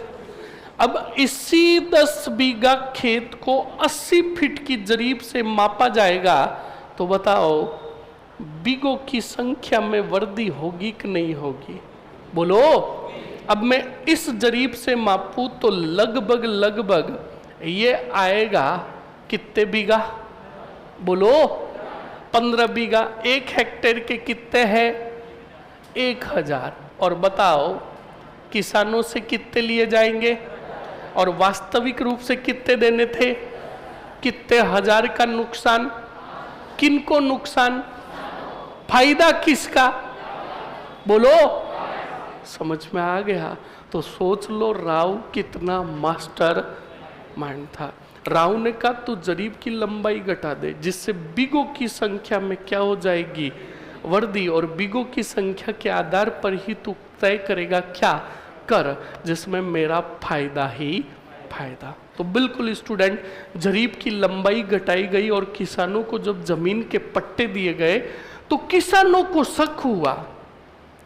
किसानों को कहा कि ये 15 बीघा जमीन है। किसानों ने कहा नहीं नहीं नहीं नहीं, ये 15 बीघा लग भी नहीं रही है। तो पहले किसानों ने कंफर्मेशन करने के लिए गांव में से बड़े बुजुर्ग लोगों को बुलाया, जिनको तजुर्बा होता है, जिन्हें ज्ञान होता है। और आपको पता, गांव के अंदर लोग खेत में फसल को देखकर बता देता है कि भाई तेरे 60 मण गेहूं रेवेला, सही है कि नहीं है। और बिल्कुल जब गेहूं निकाले जाते हैं तो एवरेजेज 55 और 60 के आसपास होते कि नहीं होते। तो ऐसे ही बड़े बुजुर्ग लोगों को बुलाया गया और लोगों को बुलाकर कहा बताओ ये जमीन कितनी है। तो उन लोगों ने, बड़े बुजुर्ग लोगों ने कहा ये जमीन 9 बीघा 10 पाउंडा 4 हाथ और 3 आंगड़ है। ऐसे बुजुर्ग कहते हैं कि नहीं कहते। तो बिल्कुल जब ये बात उन्होंने कही तो बिल्कुल किसानों ने कहा वापस उन बुजुर्गों को कि नहीं ये 15 बीघा है। तो उन बुजुर्गों ने कहा किसी को कहना मत, वरना लोग तुम्हारे ऊपर हंसेंगे, ये 10 बीघा से ज़्यादा।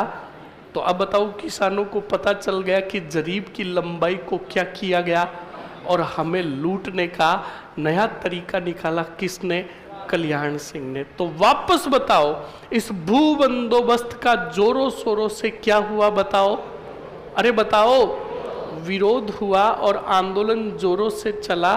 तब इस आंदोलन से एक व्यक्ति जुड़ा, कौन सा राज, अरे बोलो कौन जुड़ा, कौन जुड़ा। अब देश राज जुड़े और देश राज ने 1931 में, बताओ कब, स्थापना की जाट क्षेत्रीय महासभा की। बताओ किसकी स्थापना की। अब भी बोल रहा हूँ स्टूडेंट, इसको गिनकर गांठ दे देना। मुझे खुद को नहीं पता कि ये कितनी बार एग्जामों में पूछा हुआ है। एग्जाम की दृष्टि से बड़ा महत्वपूर्ण है ये सवाल कि जाट क्षेत्रीय महासभा की स्थापना कब की गए। सुन लेना अच्छे से। तो जाट क्षेत्रीय महासभा की स्थापना कब हुई? बोलो। अब 2 साल तक देश राज कितने गांवों में गए? 400 प्लस गांवों में गए, और हर गांव से जाट क्षेत्रीय महासभा के 2-2, 3-3 क्या बनाए? सदस्य। फिर सन आया 1933। बोलो कितना आया? 1933 में एक सम्मेलन बुलाया, जिसका नाम, मतलब गांव में सम्मेलन बुलाया। कौन से गांव में? पलसाना गांव में सम्मेलन बुलाया। कितने गांव के सदस्यों का? 400 प्लस गांव के सदस्यों का। अब 400 प्लस गांव के सदस्य बताओ कौन से सम्मेलन में आए? अब पलसाना सम्मेलन में आए। 400 प्लस गांव के 2-2, 3-3 सदस्य आए, तो 1200 सदस्य थे। अब ठाकुर देशराज को पूछा कि भाई बताओ हमें यहाँ पर क्यों बुलाया? तो ठाकुर देशराज ने कहा, देखो किसानों, तुम्हें एक काम करना है। कहा क्या? कि मैंने एक बहुत बड़ी क्या बनाई है? योजना, और उस योजना को अंजाम देंगे 1934 में। कब अंजाम देंगे? और अभी चल रहा है 1900। तुम 400 प्लस गांव के सदस्य बैठे हो सभा में, तुम्हें जाकर अपने गांव में प्रचार प्रसार करना है और लोगों को, किसानों को जागरूक करके ये कहना है कि 1934 में एक सम्मेलन बुलाया जाएगा। क्या बुलाया जाएगा? और उस सम्मेलन में अधिक से अधिक मात्रा में क्या लेना है? भाग। मैं चाहता हूं कि अधिक से अधिक मात्रा में किसान आए। कब? 1934 के सम्मेलन में। और आपके पास 6-7 महीने है। हर गांव में जोरों शोरों से सम्मेलन का क्या करना है? प्रचार। अब बताओ स्टूडेंट, पहले एक बात बताओ, क्या गांव के अंदर किसान पंचायतियों में फिरता है क्या? नहीं। उन्हीं पंचायतियों में जाता है, उन्हीं पंचायत में जाता है जो महत्वपूर्ण होती है, क्योंकि गांव के अंदर किसानों को काम बहुत रहता है, वो फोकट में बैठे नहीं रहते। हाँ, गांव में कुछ एक लोग होते हैं नारद मुनि की तरह, जो बेटे पूरे गांव की पंचायत करते हैं। होते कि नहीं होते? तो सुनो और समझो। तो जब ये सभी गांव के सदस्य जो आ रखे थे उनको बात कही, तो उन्होंने स्पष्ट वहीं पर सोच लिया कि यार हम हमारे गांव में जाकर कितना भी प्रचार प्रसार कर देंगे तो इतने लोग नहीं आएंगे। तब सब ने कहा, अगर देशराज जी एक काम कर दे तो हजारों लोग आएंगे। तो सब ने कहा कि ये सलाह किसे देते हैं? देशराज को। तो देशराज जी को पहले कहा, बताओ देशराज जी तुम कितने आदमी चाहते हो कि हम इकट्ठा करें किसानों को? तो देशराज जी ने कहा, कम से कम 8 से 10 हजार तो होने ही चाहिए। तो उन किसानों ने कहा, अगर ये व्यक्ति किसान 15 से 16 हजार आ जाए तो कहा फायदा ही फायदा, जितने ज्यादा आएंगे उतना अच्छा है। तो कहा इसके लिए तुम्हें एक काम करना होगा। कहा क्या? कि जो तुम 1934 में सम्मेलन बुला रहे हो उसमें आयोजन करो डारा ही डारा भंडारा, फिर देखो किसान कितने आते हैं। तो देशराज जी ने कहा बात तुम्हारी सही है, 10,000 लोगों का क्या करना है? खाना लाओ, पैसे लाओ। तो किसानों ने कहा पैसे हमारे पास नहीं है, हमने तो सिर्फ तुम्हें क्या दी है? सलाह। तो ध्यान रखना, गांव में सिर्फ सलाहकार ही मिलते हैं, वो भी फोकट के सलाहकार। उनसे हेल्प मांगते हैं तो देते ही नहीं। जैसे सपोज करो एक घर बन रहा है तो उस पड़ोसी को आना, यार मेरा घर देख कैसा है, तो वो बेचारा घर पूरा शानदार बनाता है, आंगन जो बनाता है सीमेंट का बनाता है। किसका? अब वो पड़ोसी आता है, पड़ोसी कहता वाह वाह वाह क्या गजब का घर बनाया। फिर देखता तो कहा यार आंगन जच नहीं रहा, नो ये नहीं करवाएगा तू संग मर मर। कौन सा पत्थर? संग मर मर का पत्थर लगवा, जचेगा। वरना यार इतना खर्चा क्या, इसमें क्यों डर रहा, तू संगमरमर का पत्थर लगवा, आंगन बनवा बढ़िया।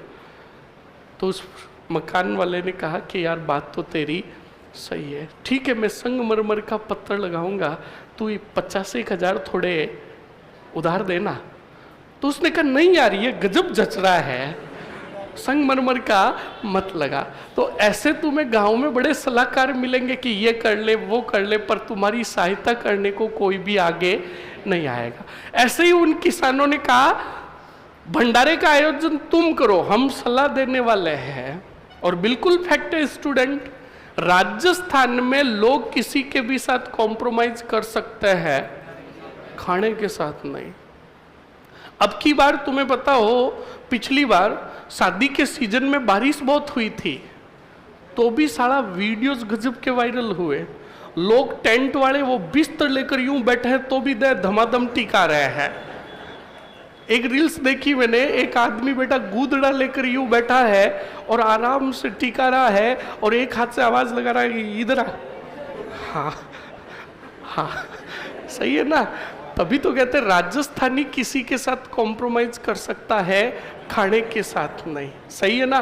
तो बिल्कुल देशराज ने कहा यार इन किसानों की बात तो सही है, पर खर्चा बहुत ज्यादा हो जाएगा, क्यों नहीं खाना भी हो जाए और किसान भी अधिक से अधिक मात्रा में आ जाए और खर्चा भी इतना नहीं हो।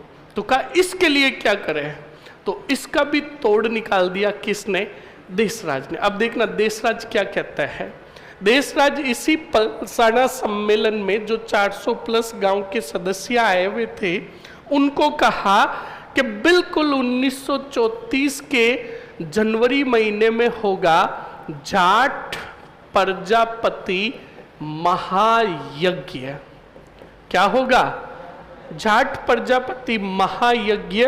ये चलेगा 5 दिन। कितने दिन, 20 जनवरी से लेकर 24 जनवरी तक।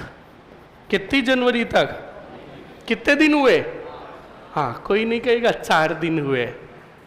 20, 21, 22, 23 और 24।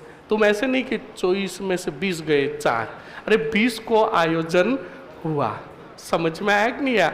हाँ तुम बड़े होशियार हो कि यार 20 से 25, अब 20 से 25 आयोजन कराओगे तो कितने होंगे, 6 दिन। समझ में आया कि नहीं आया। ऐसे नहीं कि 24 माइनस 20। तुम्हारी हाथों में अंगुलियां कितनी है, 11 है। कितनी है, सुनो और देखना अच्छे से। 1, 2, 3, 4, 5, 6, 7, 8, 9 और 10। 10 ही है, 11 है। अब सुनना, 10, 9, 8, 7, 6 और ये कितनी, जोड़ो कितनी हुई, वही आंकड़ा चल रहा है यहाँ पर। समझ में आया ना। अब घर पे जाकर काउंट करना या मत करना, कुछ तो कह रहा है यार 11 है। हाँ 11, 10, 9, 8, 7, 6 तो ये और 5 ये, कितनी हुई, हाँ समझ में आया। अब आवाज नहीं, मतलब कभी भी ऐसे देखते हो ना तो दिनों के अंदर वो आंकड़े नहीं चलते, ये कितने दिन हो रहे हैं। तो अब सुनो, देशराज ने कहा 20 से लेकर 24 जनवरी तक 5 दिनों तक महाप्रजापति यज्ञ बुलाया जाएगा और इन 5 दिनों तक चलेगा डारा ही डारा। और तुम्हें इसका जोरों शोरों से क्या करना है, प्रचार प्रसार। तो किसानों ने कहा अब देखो इस महायज्ञ में कितने लोग आते हैं। तो कहा ओके। तो अब सुनो पहले स्टूडेंट, आपको पता है, इसको भी मैं समझा देता हूं। देशराज ने कहा कि 10,000 लोगों का हम खाना करेंगे, 15,000 लोगों का खाना करेंगे तो खर्चा ज़्यादा आएगा, तो क्यों नहीं हम एक धार्मिक अनुष्ठान के नाम पर यज्ञ बुलाए ताकि लोग आए पर खाना कम खाए।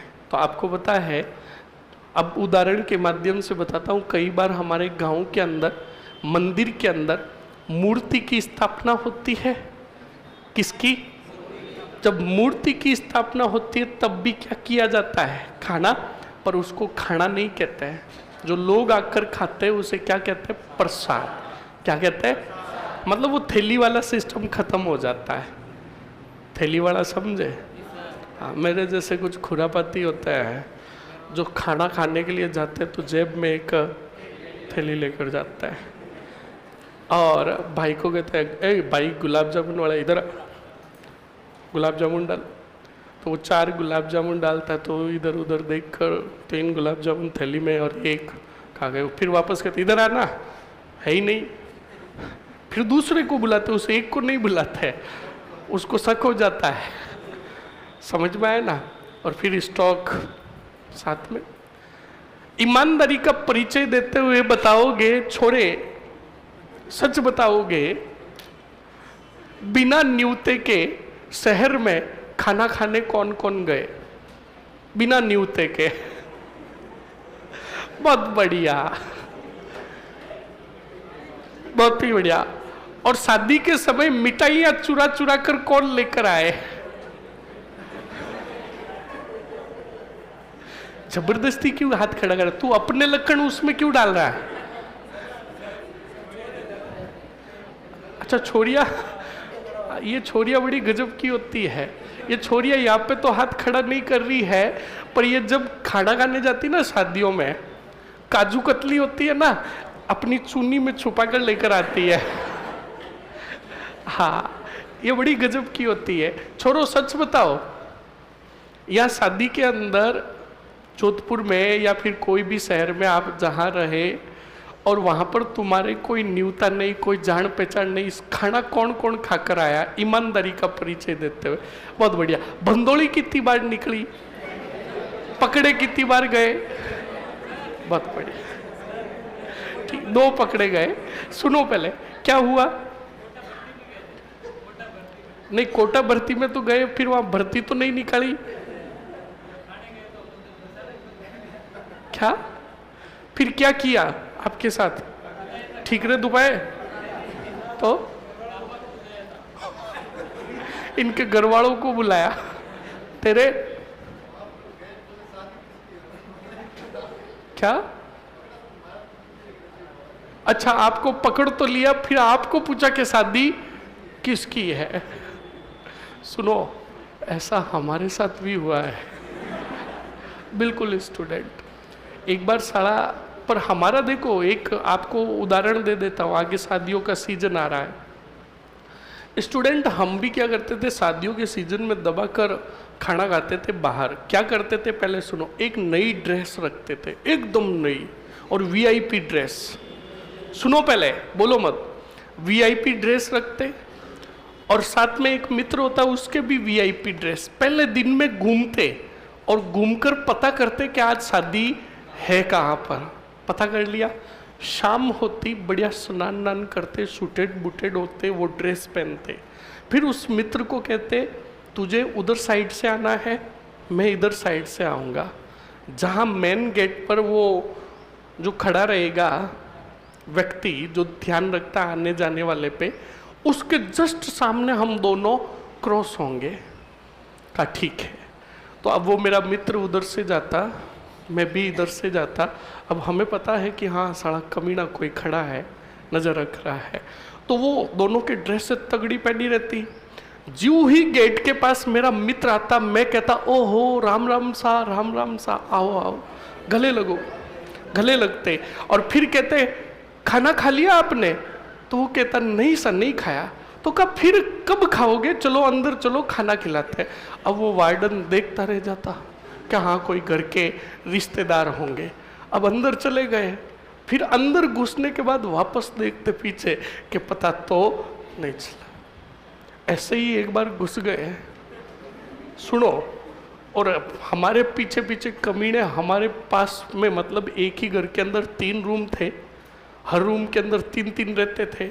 वो दुष्टी हमें देखकर वो भी आ गए। अब सुनो, हुआ क्या था, जिसके शादी में गए थे इत्तेफाक से उस घर का मकान मालिक भी वहां पर खड़ा खड़ा गिट रहा था। तो अब वो गिट रहा था तो हमारे ऊपर उसकी नजर पड़ गई। तो उसने कहा ये यहाँ क्या कर रहे हैं, और इन मंगतों को यहाँ पर किसने बुलाया, इनका यहाँ पे क्या रिश्ता है? हमारे में से एक ने उनको देख लिया, मकान मालिक को, और मकान मालिक की हमारे ऊपर तगड़ी नज़र थी, क्योंकि हम महीना होते ही किराया देते ही नहीं थे, 2-2 महीनों का रूला कर देते थे। तो उस मकान मालिक ने कहा आज इनका नंबर लगाता हूँ। तो मकान मालिक ने बुलाया, कहा इधर आओ। इनको किसने बुलाया? उसके पहले हम वहाँ से एक एक करके निकल गए। तो एक बात कान खोल के सुन लेना, जब भी कोई शादी में जाओ तो पहले देख लेना कि वहाँ पर कोई मिलनसार व्यक्ति तो नहीं है, वरना हालत खराब हो जाएगी, ठीकरे धोने भी पड़ सकते हैं। इस बात को ध्यान रखें। तो ऐसे ही देखो, एक धार्मिक नाम दे दिया महायज्ञ को लेकर, ताकि खाने का खर्चा कम आए और लोग ज्यादा खाना साथ में लेकर नहीं जाए, प्रसाद के रूप में ही ग्रहण करे। अब स्टूडेंट बिल्कुल देखो, अब ये बुलाया कब जा रहा है, पर प्रस्ताव कब लाया गया? 1933 में। अब प्रचार प्रसार जोरों शोरों से होगा कि नहीं होगा? अब 400 प्लस गांवों में उन सदस्यों ने जोरों शोरों से प्रचार प्रसार किया, किसका? जाट प्रजापति महायज्ञ का। इधर देश राज्य इस जाट प्रजापति महायज्ञ के आयोजन हेतु आए कौन से ठिकाने? सीकर ठिकाने। और अनुमति मांगी कौन से सिंह से?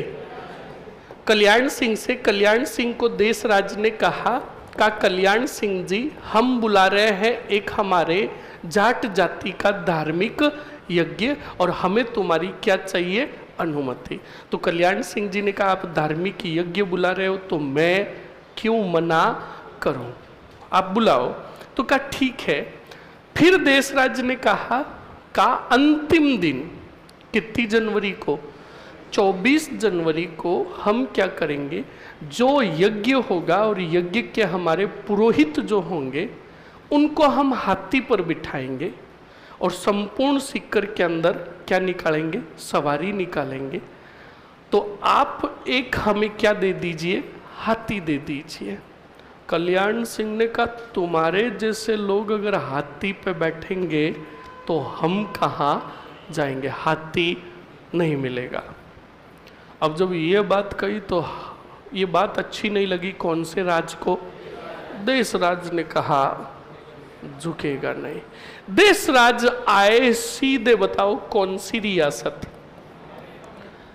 कौन से सिंह के पास? और मान सिंह को शिकायत की किसकी? कहा देश राज ने मान सिंह जी को कहा कि राजा हम बुला रहे एक यज्ञ, और यज्ञ के अंतिम दिन हमें क्या चाहिए होगा? हाथी चाहिए होगा। और हाथी देने से इनकार कर दिया आपके राव कौन से सिंह ने?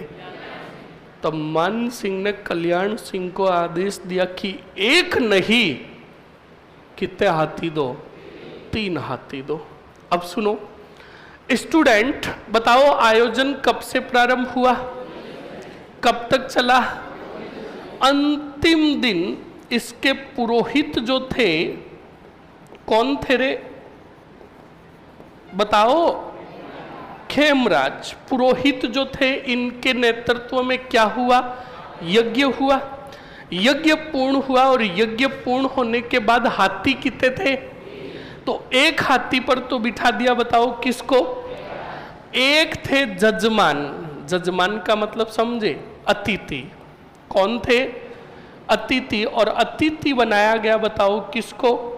हुक्म सिंह को। किसको? तो कहा एक काम करो, एक हाथी पर तो बिठा दो, किसको? एक हाथी पर बिठा दो, किसको? तो कहा एक हाथी और है, उस पर कौन बैठेगा? तब देश राज ने कहा मैं बैठूंगा। अब देखो हाथी कितने हैं? तीनों हाथी पर बैठ गए। अब बिल्कुल सवारी निकली किसमें? सीकर में। तो सवारी निकलती निकलती बिल्कुल ढोल ढमके बज रहे थे, डीजा बज रहा था, दार धमाधम, जो भीड़ आ रखी थी वो नाच रहे थे। अब ये रैली निकलती निकलती निकलती किसके रावड़े के आगे आई? कल्याण सिंह के रावड़े के आगे आई। तो कल्याण सिंह के रावड़े के आगे ज्यों ही आई, हाथी पर खड़े होकर नाचने लगे। कौन? देशराज जी चिढ़ा रहे थे किनको? कल्याण सिंह और रावड़े के बाद कल्याण सिंह के जो आदमी खड़े थे उनको। और देशराज ने डीजे वाले बाबू को इशारा किया, ए डीजे वाले भाई यहाँ पे 4 डांस करा। इन्होंने हाथी देने से मना किया, धमचिक धमचिक नाचे। अब बिल्कुल चिड़े कौन? एक बात सुन लो, तुम अगर किसी को चिढ़ाते हो, अगला वाला चिढ़ता है, तो मैं कहता हूँ फुल चिढ़ाओ, क्योंकि वो चिढ़ेगा, वो जलेगा तो हमें आनंद की अनुभूति प्राप्त होगी। तो ऐसे ही देशराज ने भी चिढ़ाया, किनको? कल्याण सिंह और उनके लोगों को। और फिर बिल्कुल रैली पूरी हुई तो सभी किसान जो आए हुए थे वो आकर खड़े हुए, तो देशराज ने देखा तो देशराज की आंखें फटी की फटी रह गई। वहाँ पर किसान जो आए थे 25 से 30 हजार किसान आए थे। कितने? ये असर था डारा ही डारा भंडारा का। समझ में आया कि नहीं आया?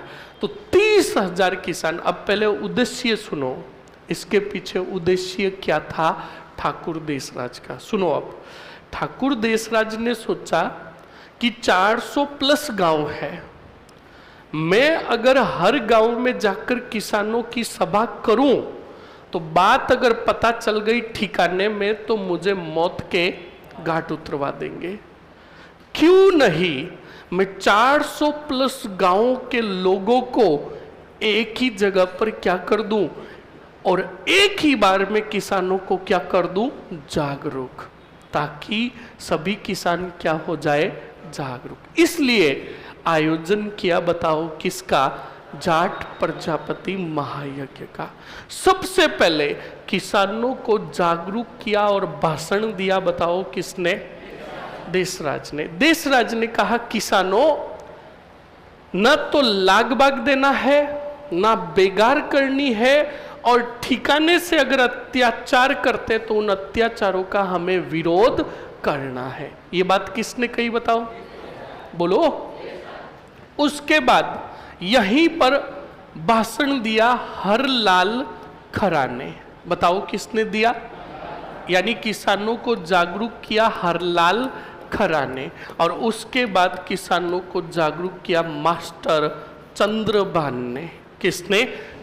अब बिल्कुल सभी किसानों को जागरूक कर रहे थे। जो किसान खड़े थे उन सभी किसानों ने बिल्कुल प्रण लिया कि हम ना लाग बाग चुकाएंगे, ना बेगार करेंगे, और ना ही ठिकाने से अगर हमारे ऊपर अत्याचार होंगे तो ना उन अत्याचारों को हम सहन करेंगे। किसान जागरूक हो रहे थे। और जब भाषण दिया जा रहा था, किसानों को जागरूक किया जा रहा था, तब ये बात पता चल गई किसको? तब कल्याण सिंह ने ठिकाने से सैनिकों को भेजा और इन जो प्रमुख नेता थे इनके ऊपर लाठियां बरसाई, और जो भीड़ थी उन पर भी लाठीचार्ज किया गया और भीड़ को क्या कर दिया गया? समाप्त कर दिया गया। पर ठाकुर देशराज का जो उद्देश्य था वो जो किसानों को जागरूक करना, वो संदेश पहुंच गया था किस तक? किसानों तक। बोलो समझ में आया कि नहीं आया? तो अब सुनो, अब किसान क्या हो गए बताओ? जब लाग बाग और बेगार नहीं देंगे तो ये जागीरदार क्या करेंगे? इन पर हमला। और वही हमले की घटनाएं कहलाएगी। सुन लो, जय सिंहपुरा घटना, कुंदन गांव की घटना, खुड़ी गांव की घटना और सीहोट गांव की घटना, और एक कटराथल सम्मेलन। पढ़ते हो कि नहीं पढ़ते हो? अब किताबों में तुम्हारे यहां तक बातें बताई नहीं गई है। तुम्हारे किताबों में सीधा लिखा हुआ है कटराथल सम्मेलन, खुड़ी गांव की घटना, कुंदन गांव की घटना और जय सिंहपुरा घटना। अब पहले हमें ये जानना है कि ये घटनाएं हुई क्यों, तब पहले ये पढ़ना पड़ेगा, तभी वो चीज़ें क्या आएगी समझ में।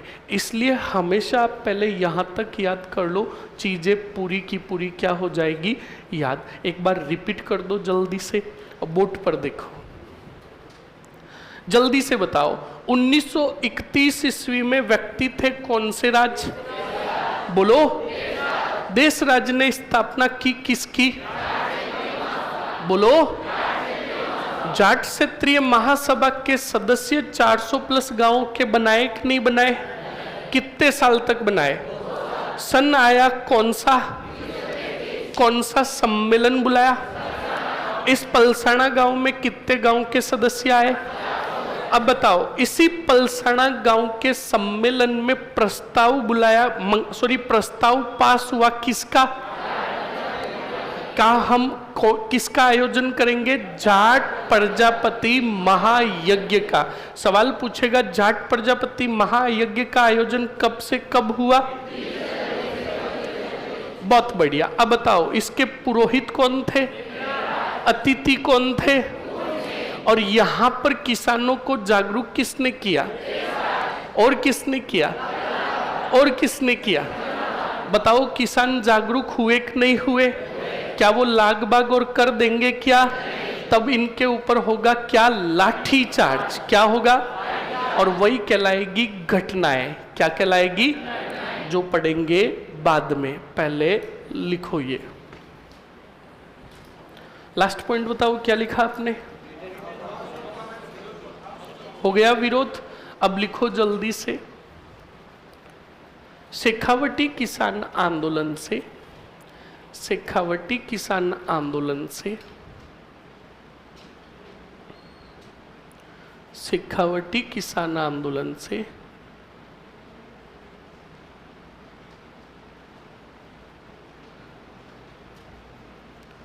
शेखावटी किसान आंदोलन से ठाकुर देशराज जुड़े, ठाकुर देशराज जुड़े।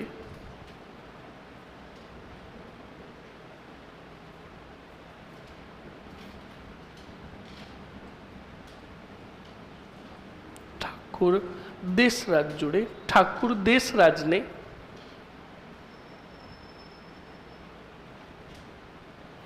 ठाकुर देशराज ने 1931 ईस्वी में 1931 ईस्वी में जाट क्षेत्रीय महासभा की, जाट क्षेत्रीय महासभा की, जाट क्षेत्रीय महासभा की क्या की? स्थापना की। जाट क्षेत्रीय महासभा की स्थापना की। लिख लिया? आगे लिखो। 1933 ईस्वी में 1933 ईस्वी में पलसाना सम्मेलन बुलाया गया। कौन सा सम्मेलन? पलसाना सम्मेलन। ये पलसाना कहाँ है? सीकर में ही। पलसाना सम्मेलन बुलाया गया। लिख लिया? लिखो। इस सम्मेलन में, इस सम्मेलन में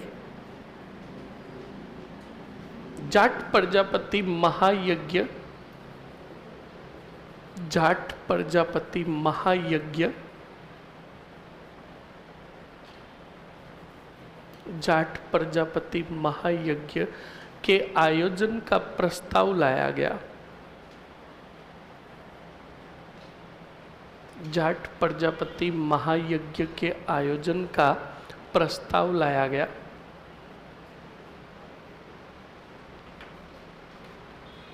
लिख लिया? अब बिल्कुल वापस हेडिंग डालो। जाट प्रजापति महायज्ञ, जाट प्रजापति महायज्ञ।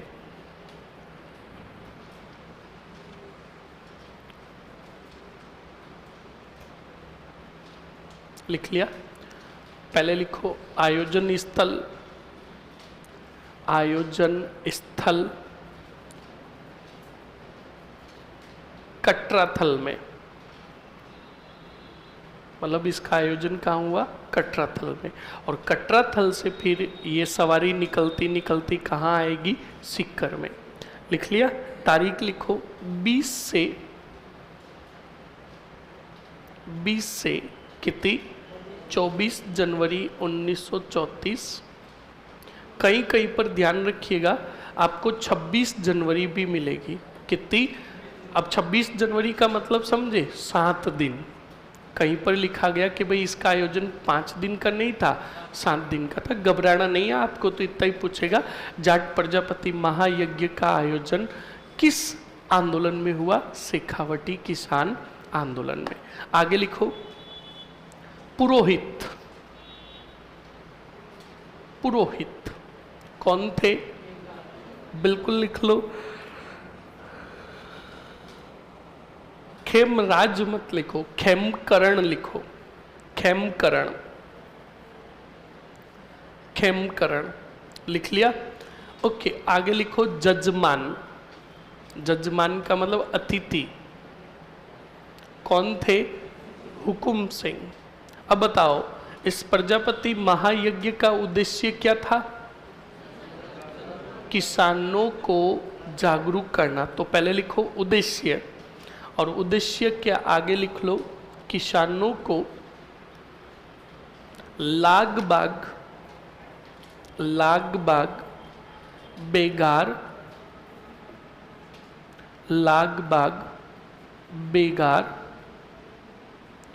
व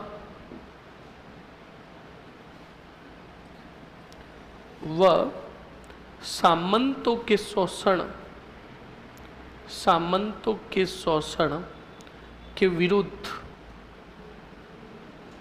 जागरूक करना।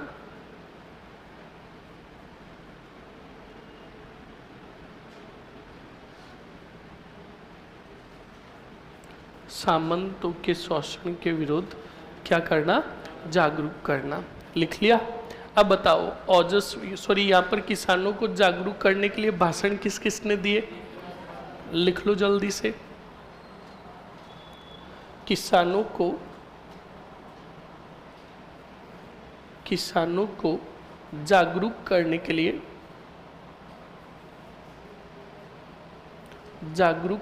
के लिए देशराज मास्टर चंद्रभान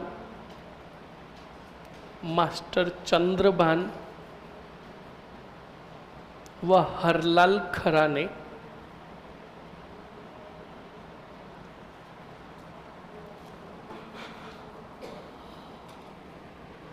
भाषण दिया। लिख लिया? लिख लिया ना? अब बताओ, इस जाट प्रजापति महायज्ञ से किसान जागरूक हुए। अब हेडिंग डाल दो, प्रमुख घटनाएं। बस आपका शेखावटी किसान आंदोलन पूरा। प्रमुख घटनाएं, और प्रमुख घटनाओं में लिखो स्टूडेंट, पहले सुन लो और समझ लो, बाद में लिख लेना। प्रमुख घटनाओं में पहली ही घटना सुनो अच्छे से। स्टूडेंट, शेखावटी के अंदर 400 प्लस गांव थे। 400 प्लस गांव में एक गांव था सीहोट। कौन सा था? सीहोट गांव था, और सीहोट के ठाकुर थे मान सिंह। कौन थे? सीहोट के ठाकुर मान सिंह ने कहा, एक काम करो, गांव के अंदर जाओ और गांव में जाकर गांव के लोगों को, किसानों को लेकर आओ ठिकाने में, बेगार करवाने हैं। तो क्या करवाने हैं? तो बेगार का मतलब समझ गए? ठिकाने में काम करवाने हेतु लोगों को बुलाकर लेकर आओ। अब सुनो और समझो, सीहोट ठिकाने से सैनिक गए गांव के अंदर, किसानों के घर गए और किसानों को जाकर कहा, चलो ठिकाने में, राव ने काम करने तो बेगार करने तो बुलाया है। तो किसान जागरूक हो रखे थे कि नहीं हो रखे थे? किसानों ने प्योरली मना कर दिया कि हमारे खुद के घरों और खेतों में खूब सारे काम है, हम कहीं पर आने वाले। सैनिक खाली हाथ आए वापस किसके पास? मान सिंह के पास। मान सिंह को अगर कहा, एक भी किसान आने को तैयार नहीं है, बेगार करने को तैयार नहीं है। तो मान सिंह को बड़ा भयंकर गुस्सा आया, और मान सिंह सीहोट से आए गांव में सैनिकों के साथ, और बिल्कुल घरों से किसानों को और महिलाओं को बाहर बुलाया, घरों के बाहर बुलाया। सभी इकट्ठा हो रखे थे। मान सिंह जी ने कहा, चुपचाप ठिकाने चलो और बेगार करो। तो वहीं पर महिलाओं ने आगे आकर मना कर दिया बेगार करने के लिए। तब कहा जाता है कि मान सिंह जी अपना आपा खो गए, गुस्सा आया और उन्होंने एक महिला के बाल पकड़े, घोड़े के पीछे घसीटवाया और उसे पिटवाया। ये बात पूरे शेखावटी के 400 प्लस गांवों में आग की तरह फैल गई और यही घटना कहलाई सीहोट घटना। कौन सी घटना बताओ? मतलब मान सिंह ने ये जो कृत्य किया ये कहलाई सीहोट घटना। अब सुनो, इस सीहोट घटना में जब 400 प्लस गांवों को बात पता चली तो बताओ किसान जागरूक हो चुके थे। तब 400 प्लस गांव की जो महिलाएं थी, उन महिलाओं में से सबसे पहले सुनो, एक महिला थी उत्तमा देवी। कौन थी? उत्तमा देवी। और महिलाओं ने निर्णय लिया कि एक महिला पर अत्याचार हुआ है, इसलिए अब बुलाया जाएगा महिलाओं का एक सम्मेलन, ताकि दूसरी किसी महिलाओं पर अत्याचार नहीं हो। और वही सम्मेलन कहलाया कटराथल सम्मेलन। तो देखो, कटराथल सम्मेलन जो बुलाया गया वो किस घटना के कारण बुलाया गया? सीहोट घटना। तो हमेशा कटराथल बाद में पढ़ना है, पहले हमें पढ़ना है किसको? सीहोट घटना को।